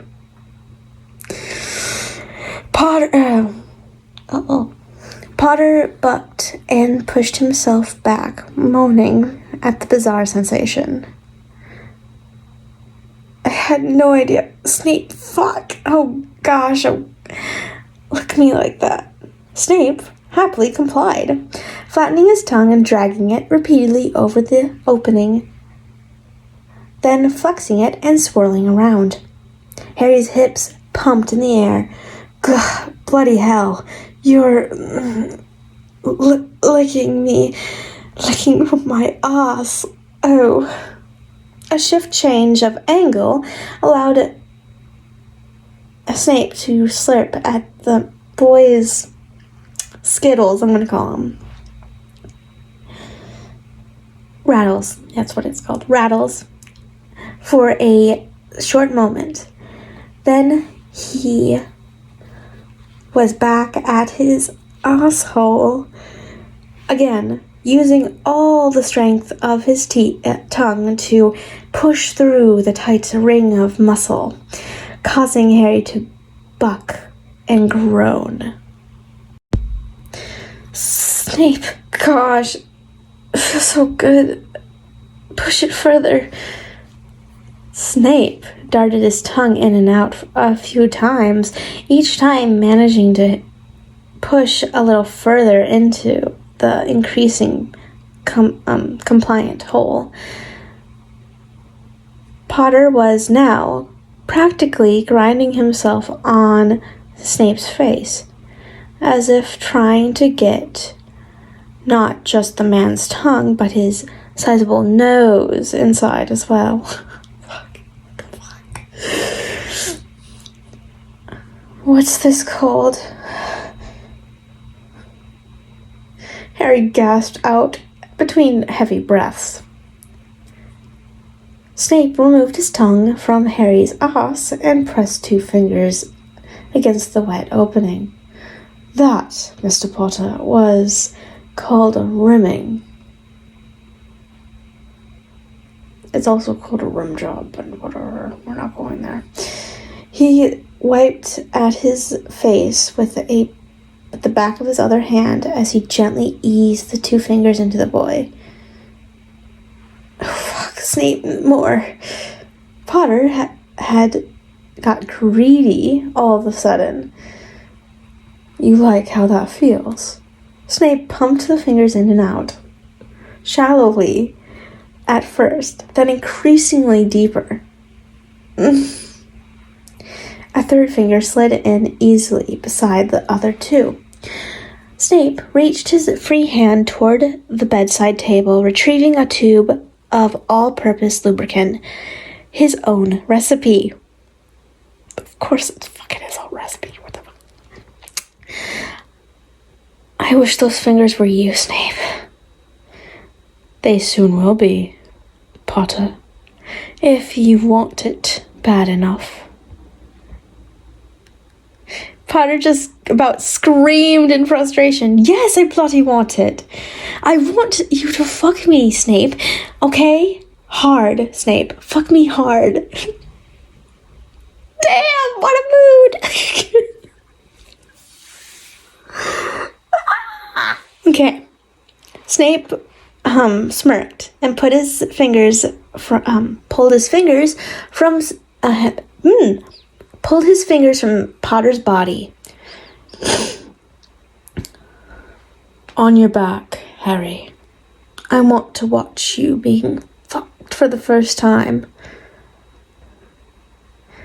As Harry eagerly flopped himself over onto his back, Snape uncupped the tube of lubricant and smeared a healthy dollop onto his bobbing. Did I say the word? No, I didn't. Okay. Thought I did. His flute, that's what my dad calls balls, and, he glanced down at the needy body below him. Spread your legs and put the pillow under your hips. Really? I want the pillow under my head so I can see your ass. And it's comfortable. I would be a weird person. Potter had never been this obedient as a student, Snape thought as he piffed the lubricant tube and positioned his strained at Harry's entrance.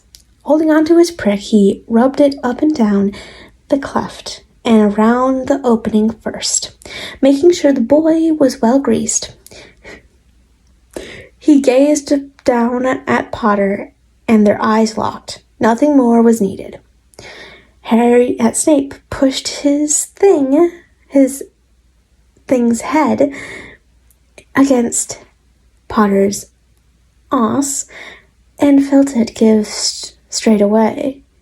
He couldn't help but smile as he felt it slip in. agreeable, Mr. Potter." Snape's breathing was heavy as he held himself back for Harry's comfort. The young man nodded silently. "Bear down each time I push forward. Working on it together, remember?" After another nod, Snape pushed gently. Potter bore down, and Snape's thing sank deeper and deeper each time. Potter's breath was shallow as he struggled to adjust to the invasion. Several beads of sweat gathered on his upper lip. "You're still big," he smiled at Snape.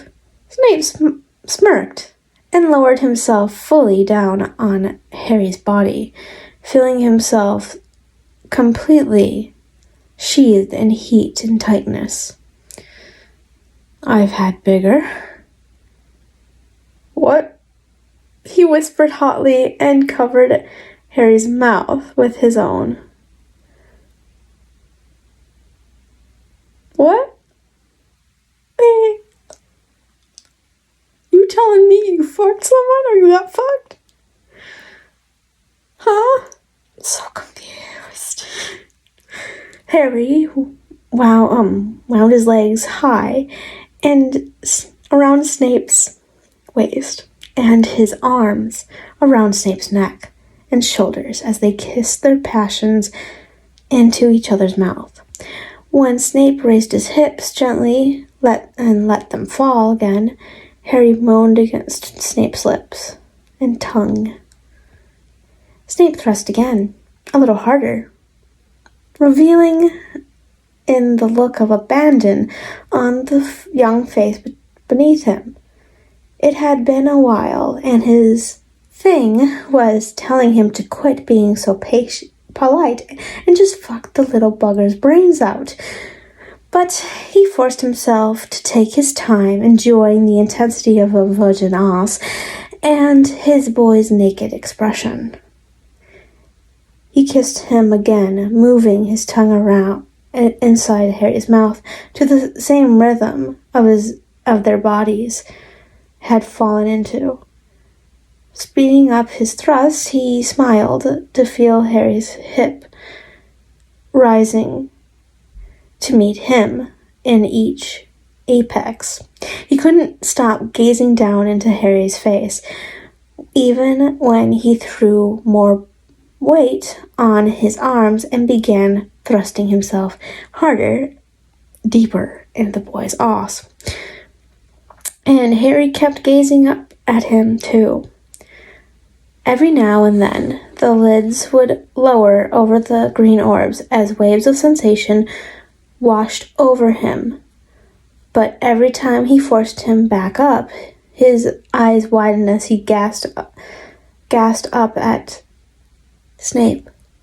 His fingers dug into Snape's shoulders and scrambled at Snape's back, and finally found purchase on the backs of Snape's thighs as he pulled him in closer, helping to bury Snape's thing so blissfully hard inside him that it hit a tiny nub of electricity that made Harry shout Snape's name in something that sounded like panic. "Shh." Snape smoothed some wayward hair off Harry's forehead and cradled the boy in his arms. "That was your prostate gland. Let's see if we can do that again, Harry nodded and bit hard onto his bottom lip, and Snape proceeded to find the same spot over and over. Snape was close, and he could sense the boy couldn't take much more stimulation either. Their bodies moved so perfectly together as one that it was difficult to ease a hand between them. But Snape managed it, wrapping a fist around the boy's compassedly leaking thing and stroking it in time with their fucking rhythm. Harry moved one hand to the back of Snape's neck and held on fast as they moved into their Outtakes together. So beautiful, murmured Snape, looking down into the emerald pools. Severus! Screamed Harry as he finished in actually the manner that Snape had predicted he would. Freaking, you should buy a lottery ticket, god dang. Okay. Chapter 5.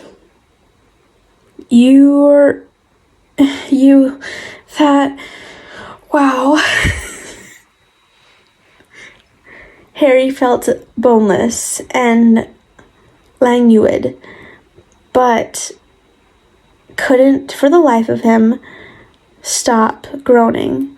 If Hogwarts ever decides to have sex education classes, you're definitely the man for the job.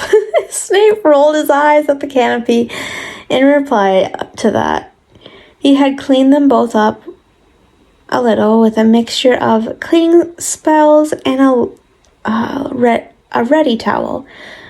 Lube on the bedside table, towel next to next to bed. Were you actually expecting to get laid tonight, Snape? Well, I did invite you up here, you simpleton. I'm gonna use that now. Simpleton. Fuck yeah. And now they lay side by side against, almost touching, but not quite, letting the cool night air quell some of the fire in their heated bodies. Harry finally took his glasses off and folded them neatly, reached an arm out and placed them on the table at his side of the bed. That button inside me, the prostate gland, yeah, that was pretty intense. Harry stifled an exhausted yawn. I guess that's what makes the anal sex fun. Feel that like that. Stimulation of the prostate can help a male achieve a longer lasting and more intense finishing. Yes. But I'd hate for you to think that the act is pointless without it. Women can enjoy anal sex too, Mr. Potter, and they don't have a prostate gland. They don't? Snape shot Harry a baleful look. It aids in the production of male stuff. You idiot child. What on earth would a woman need one of those for? Dear gosh, perhaps Hogwarts does need to add human sexuality to the curriculum. He sighed heavily. Have all the other sensations you just experienced paled? Simply because I've shown you a tiny gland you never even knew you had? Harry thought about it, but the closeness he and Snape had just shared about the feeling of being entered and filled completely. God damn, stop talking about it! about all this, about the sliding and the thrusting and the muscles moving in ways he'd never felt before, about the feeling of having someone, a lover, inside you, moving within you and giving you pleasure. He shook his head and cuddling up to the slightly scowling man beside him.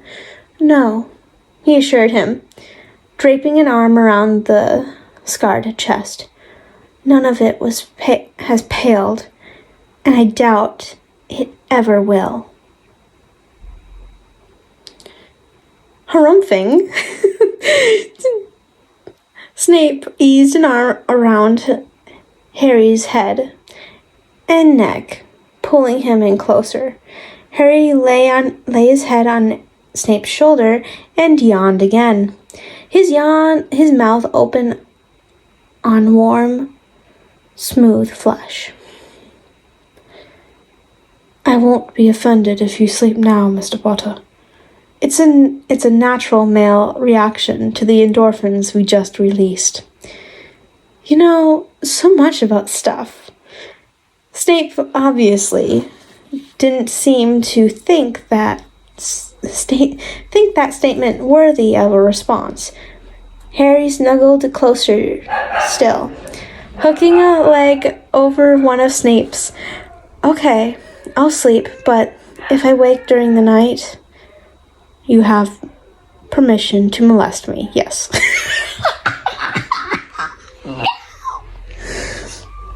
Harry smiled broadly against Snape's skin. You're amazing, Nox. Harry awoke once during the night, disturbing Snape's slumber by attaching his mouth to the dozing thing and coaxing it awake. The sex in the pitch black of night was rough and urgent, not so much foreplay as before.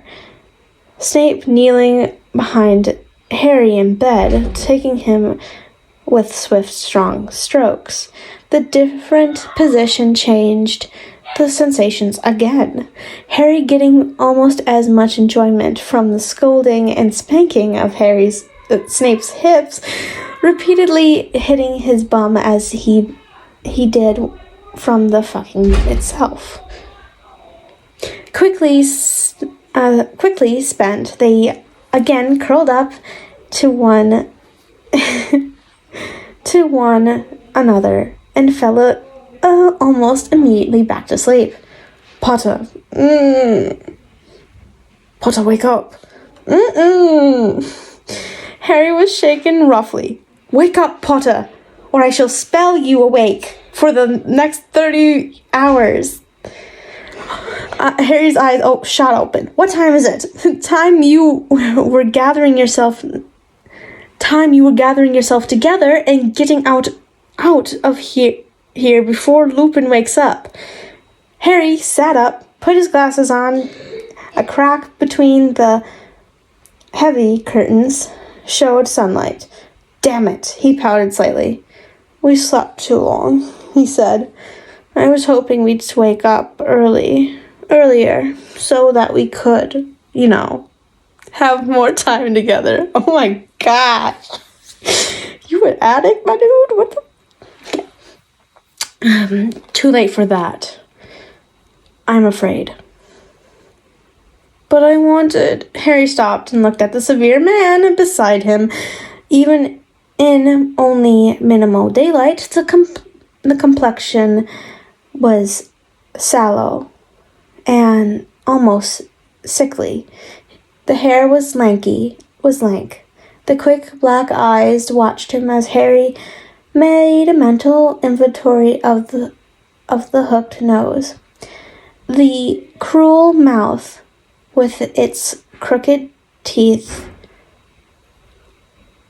cropped teeth within, the thin body with its scars and history of darkness, the long fingers stained with decades of meticulous potions prepared. I wanted to make love to you,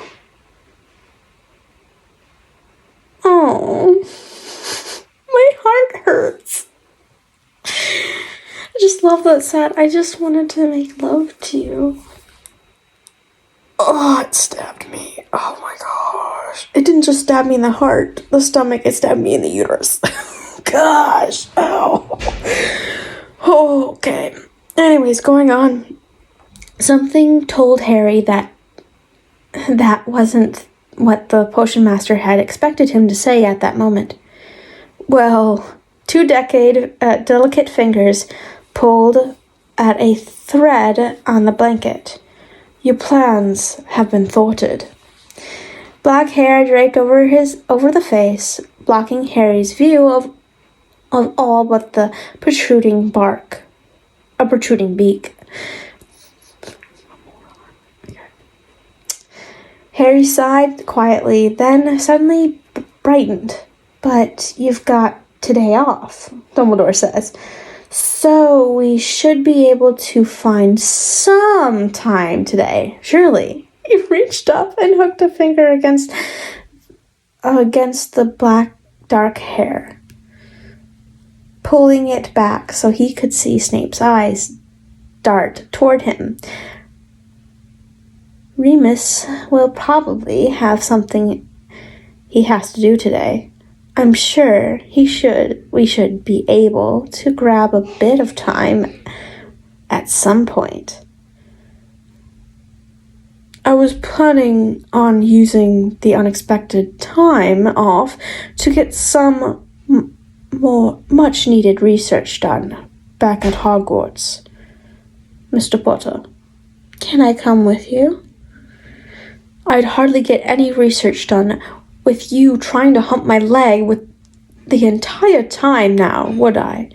But I'm sorry, Harry. Snape took both of Harry's hands between his own and rubbed them gently.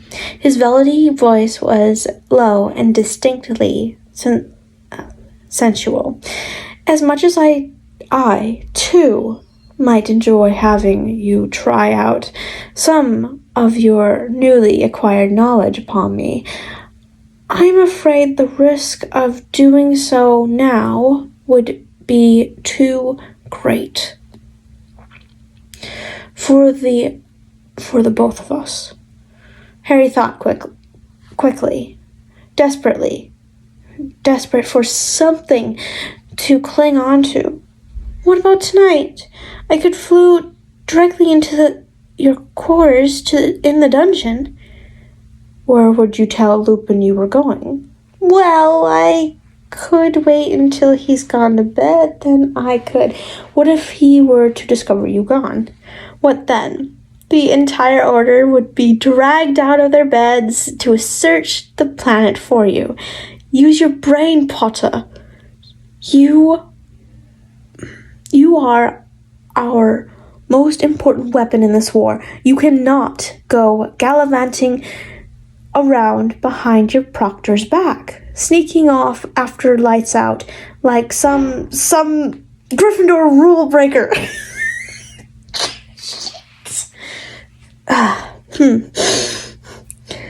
Anger sparked in Harry's eyes, but he pushed it back down. But Snape, Severus, I know what you want, Harry. I understand your frustration. He pinched the bridge of his nose, like he had done when they were discussing Harry's lack of experience with men the day before. Had it really only been the day before, but it's not avoidable, I'm afraid. So when will I see you again? Snape snorted. Whoever would have believed Harry Potter would say that to me in such a pleading tone? His expression softened, and he pulled Harry into his arms, his nose buried in Harry's hair. Harry kissed forlornly at Snape's throat, certain he could feel the man's pulse pumping softly under his lips. Snape was right. Whoever would have believed this? Thank you, he muttered against Snape's skin. Sorry? Lifted his face and looked into the deep depths of Snape's eyes. I said thank you. You know, for... Gosh, for what? For fucking him? Twice? For sucking his thing? So well that he blacked out? Harry smiled shyly. Eyebrow. Harry tried again. Thank you for being such a sexy bastard. Snape looked like he wanted to smirk, but was holding it back. Get out, Potter. The last thing I want is Lupin leading an order inquiry as to why the world's savior was seen exiting my bedroom with a sore ass and a sloppy grin. It's not that sore. Just wait till you try to sit on a dining room chair. Ew. Reluctantly, Harry swung his legs over the edge of the bed and stood up. On this side, Potter. Oh, right, thanks. Harry walked around to Snape's side of the bed to retrieve his Y-fronts, trying not to feel too self-conscious about under Snape's appreciative gaze. He dressed in front of the other guys heaps of times before, but after all, so that this shouldn't be so difficult. True, he never had to dress in front of a guy he's just spent the previous night naked and messy with. He dressed swiftly. Snape took his wand and began taking down the wards. How many of those things did you put up anyway? Harry stood at the foot of the bed watching his lover reversing ward spells after ward spell. 8. Fuck, paranoid much? Snape, do you always put that many wards up on your bedroom? No, I don't. So why this time? Because I had an idiot child in here with me. Oh, but still 8? That's a bit over the top, isn't it? A baleful glare told him that it was nothing of the sort. When approximately do you think the reality of your position and importance will finally sink into your soft head of yours, Potter? What if the house had been breached last night? Normally I would hear them as soon as they crossed the threshold, but last night I would have been too distracted. So any of this might make sense yet. Is any of this making sense yet? I am sworn to protect you, Harry, and I will take that duty seriously. Even when I'm busy fucking you till you scream. Harry felt something strange then. A tiny ball of heat, hardness that seemed to settle somewhere in the pit of his stomach, radiating tendrils of warmth and presence out of the rest of his body. He didn't know what it was or what it meant, but he knew it was something to do with Snape. I'm sorry, Severus. He wanted to kiss the scowl off Snape's face, but he knew that would only get him another order to get out. Replacing it with a smile might work, though. I wasn't thinking. Must have been all the fucking. One side of that thin twitched one side of the thin mouth twitched slightly. And what would it be? Your excuse for the previous 7 years not thinking? Oh, gosh. There's no beating you, is there? Harry grinned widely at the man. You'll have to try a little harder. Snape agreed. Now go. Harry moved to the door, put his hand on the doorknob. It was wonderful, by the way. He looked back toward the bed and locked eyes with the remarkable person he could think of in the most remarkable person he could think of in the whole world at that point. Thank you. Snape nodded once, and Harry opened the door and grateful for the sight of a Lupin-free hallway, he closed the door softly behind him, and dashed as quickly as possible along the landing to his own room. Good morning, Harry. Or should I say, good afternoon. Harry smiled as he set about making himself a cup of tea. Sorry, Remus slept in. He tried his best to look nonchalant. Didn't sleep too well last night. Oh, no problems with the, Lupin tapped his forehead looking at Harry's scar. No, nothing like that. Just restless.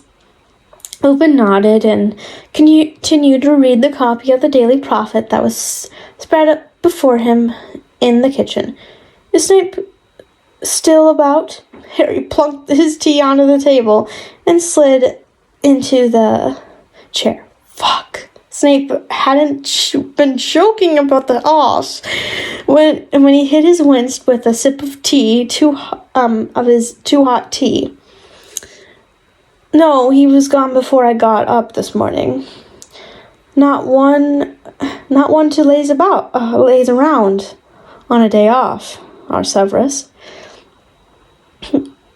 Harry smiled into his mug. A little ball of hardness in his stomach made his presence felt again. Our Severus. He liked that. Do you like him? Harry asked. He wanted to talk to him, felt an almost irresistible need to talk about him. He'd have to be careful of that. I mean, I know you didn't get along when you were in school, but these days... Yes, I like Severus. Not the easiest man to try to get along with, but as I'm sure you're aware. But he's a good man.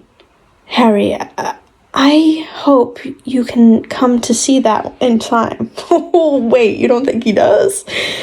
What was Harry supposed to say to that? He settled for a shrug and another gulp of his tea. The library, interspersed with a trip to his bathroom for a hurried wank. Shit. Kept Harry occupied for the rest of the afternoon. It was difficult to keep his mind focused long enough to retain any of the information his eyes were reading. However, everything seemed to remind him of something from the night before. Inevitable, he supposed, seeing as he'd chosen the room in which he and Snape had kissed for the first time. He couldn't help but keep glancing at the chair by the fire, imagining himself there on Snape's lap, Snape's fingers buried in his hair, Snape's tongue in his mouth. Gosh, how was he ever going to get through however long he had to get through before he could see the man again? Was Snape having as hard of a time as he was? He wondered what Snape might be doing right now, whether he might possibly be thinking of Harry. He shook his head at himself. Not bloody likely, was it? Snape would be nose to cauldron with his millionth potion of the day by now, completely lost in time, and thought, utterly absorbed in something gloppy and smelly, and probably bad for somebody. Harry! Harry! Can you come to the living room, please? Lupin's voice jolted Harry out of his thoughts and made him blush, even though there was nobody else in the room with him to feel embarrassed in front of. He kept the book he had been attempting to read and strode swiftly to the living room, his jaw dropping as soon as he entered the cozy room. Lupin was sitting close to the fireplace, literally on the edge of his chair, as he leaned over, talking quietly with a person whose head and shoulders were protruding from the flames. Snape? Snape was here? Or at least Snape was fire calling here. He wanted to dash over to the hearth, throw himself onto his knees, and snog the git so hard it hurt. Impossible, though, with Remus sitting there. Harry composed himself quickly and walked over to a respectful distance. Yes, Remus. Oh, hello, Professor. An eyebrow.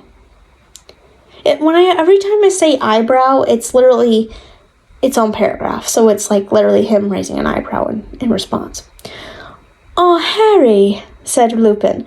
Severus was just telling me that there's been a slight accident at the school involving young Miss Weasley. It's not serious, Potter.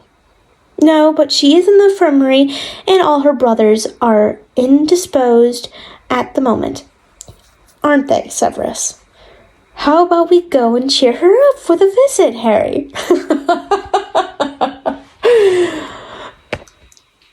Oh, no, Lupin, you think he's in love with her. You just gave him the opportunity to go to Hogwarts and see his true lover. You fucked up. You know where you fucked up. Okay. How about we go and cheer her up with a visit, Harry? Harry looked from one to the other of his former teacher and nodded dumbly. Yeah, that sounds like a good idea. Potter can have dinner here at school, I suppose, if he likes. An excellent suggestion, Severus. It should help the monotone a bit. Shouldn't it, Harry? Harry smiled at Lupin's kindly face and nodded again. Definitely. Well, off you go, then. Give my regards to Ginny. Thanks, I will. Lupin rose and stood back from the fire. Snape disappeared into the flames. Without bidding Lupin goodbye, Harry shouted a farewell over his shoulder and hastened into the open flue. A moment later, Harry tumbled out of the fireplace he'd never seen before. The room he'd found himself, it was furnished in dark green and blacks, the walls lined with books. No sooner had he clambered out to his feet and dusted off his jeans than was gathered up into a strong arms, snogged possessively. Snape's robes smelled like they'd been wafting around in potion fumes all day, which no doubt they had. I'll see if she's ready. Pushed his pelvis. Yes? Are you busy? No. No. Did you want to watch that movie? Sure. Okay, come on down. Okay.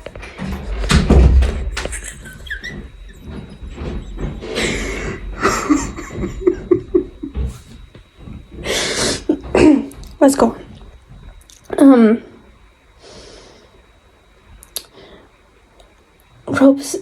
Snape's robes smelled like they'd been wafting around in potions fumes all day, which no doubt they had. Harry pressed himself flush against the taller body, pressed his pelvis forward, satisfied to feel a corresponding hardness through the many layers of clothing. Missed you, he moaned, and into the mouth kissing him. He ground his hips against Snape's and began trying to find a suitable spot to which he could ease a hand under the black robes. Snape sucked on Harry's bottom lip and then pulled back, holding him at arm's length. You need to go and visit Miss Weasley, Potter. Harry blinked. You mean she really is in the hospital? I thought you made that up. I wouldn't have been a very satisfactory ruse. Far too easy for anyone to check up on. As it is, I saw an opening and took advantage. So Ginny really has had an accident. You're using it as a cover to see me. Snape folded his arms across his chest. I'm not above using the misfortune of a teenage girl for my nefarious ends if it presents an otherwise unavailable opportunity. Harry couldn't help an impressed smirk. Even he was starting to feel bad for Ginny. You sneaky old prick. I thought I warned you about that old business. He returned the smirk. Get yourself to the infirmary. Make sure Poppy sees you. Play the sympathetic brother figure for say half an hour. Then return here. Say hello to everyone you know along the way. Be seen. Do you wish to stay for dinner in the Great Hall? Harry frowned. Or rather not. Can't we have dinner down here? Suspicious. Well, let's skip dinner then. Though, isn't it going to be suspicious anyway? Me being here for any length of time? And where exactly is here anyway? This is a sitting room of my quarters. Behind the door there, Snape pointed, is my private laboratory and office. A place I'm sure you recall with something less than fondness. Yeah. Harry shuffled his feet. He wanted to go get back to the snogging. Damn. And more besides. Then he thought of Ginny in the hospital wing and immediately felt awful and unworthy. Okay, I'll go and see Ginny, and we'll work out the rest when I get back, yeah? Very well. Need I remind you that to keep your guard up, even if it is Hogwarts? Internal vigilance, I know. He stretched up and kissed Snape's lips briefly. See you then. Okay, guys, I'm gonna stop it here. And I wanted to thank you guys so much. There's a bonus video to this one of me having some fun with my they're kind of like my cousins, but they're adoptive into the family. They are very hyper, and one of them even steals my phone during the video, so you get that type of treat. So, by the way, I did not kill her. So if she's shouting in the background, I didn't kill her. Don't worry about it. It's me trying to get my phone back from her. So, thank you guys so much, and I hope you guys have a wonderful week, or weekend, or night, and day, vacation, Armageddon, whenever you're gonna watch this. I love you guys so much. Bye-bye.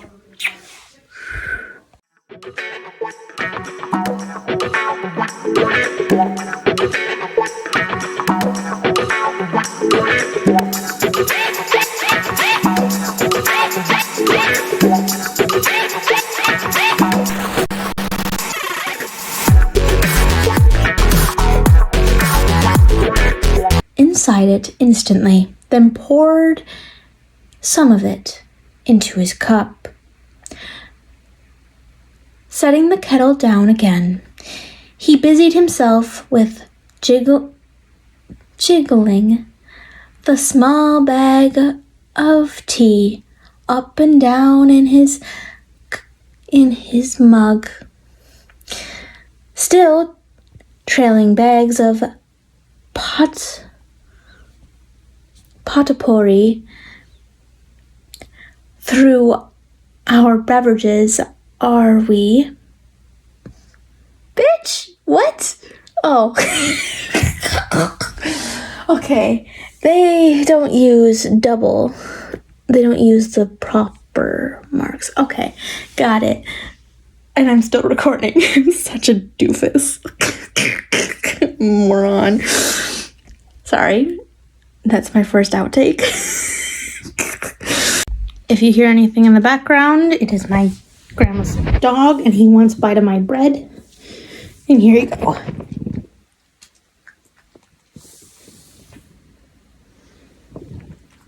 Bitch, I gave you a piece. My bread. My bread. I gave you most of my other piece, okay? These 2 pieces of mine. Bitch, you're gonna stay there. Gosh dang.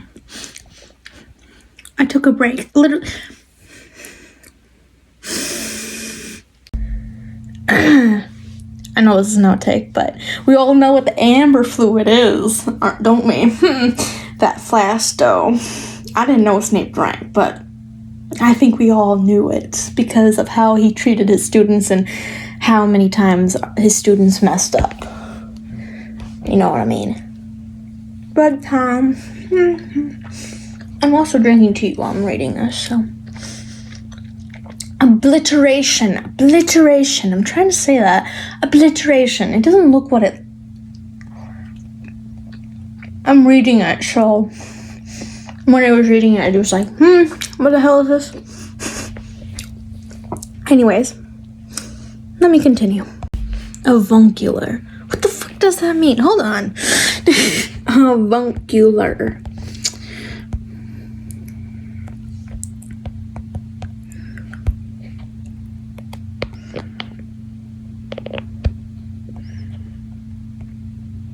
Uncle. Oh, it's just another word for uncle. Oh, okay. I was just like, what the fuck? Okay. Nice.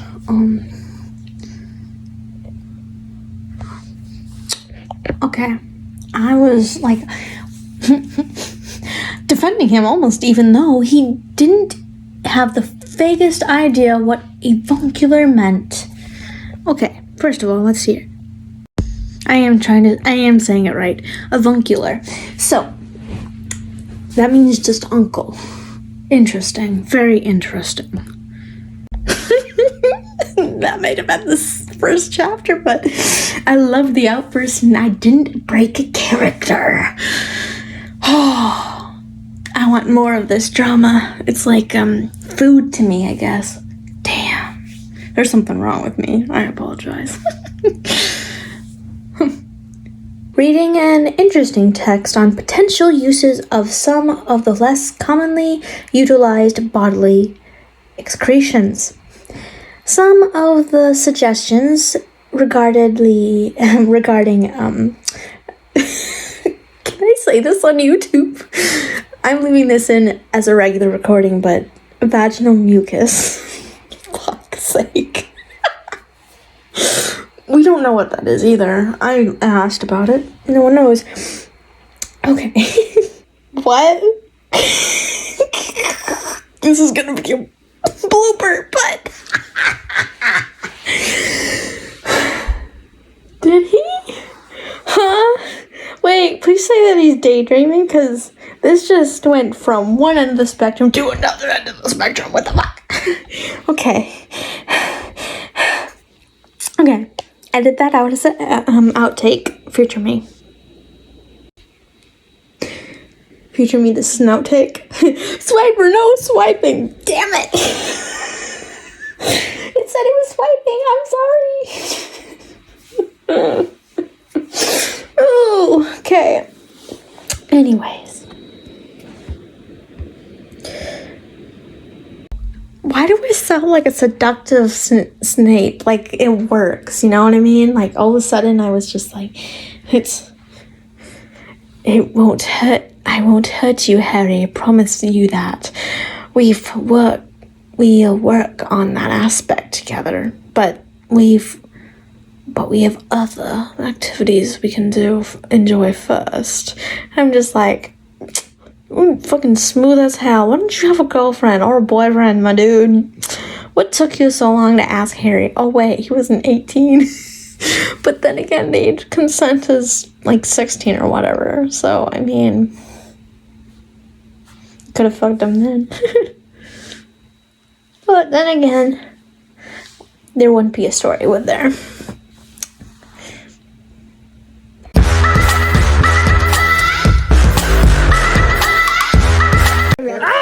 It's eating me alive! No! I have no fingers left. I just have my nubs! No!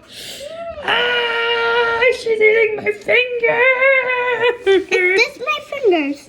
Those are your fingers, but my fingers are... No! I have nubs now. Look at my nubs. No! My thumb. I had no fingers. I just have nubs now. Do that, should I?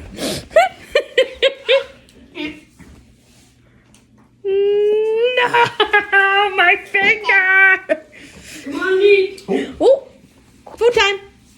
Well, I'll get the little goods plates made here. Where's my pen? Give me my pen. No fingers left. You keep all my fingers.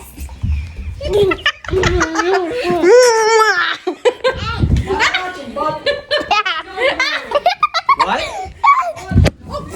Okay. Can I have my phone back, please? Hey, girlie. Get me over there. Come on. Hi. Ooh. Hi. Izzy. Ooh. Hi. Isabel. No. Don't. Isabel, come on. Phone back, Don't. please. No. Pretty, please. Hello.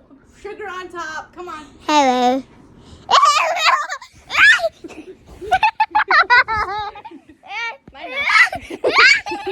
Thank you. My phone.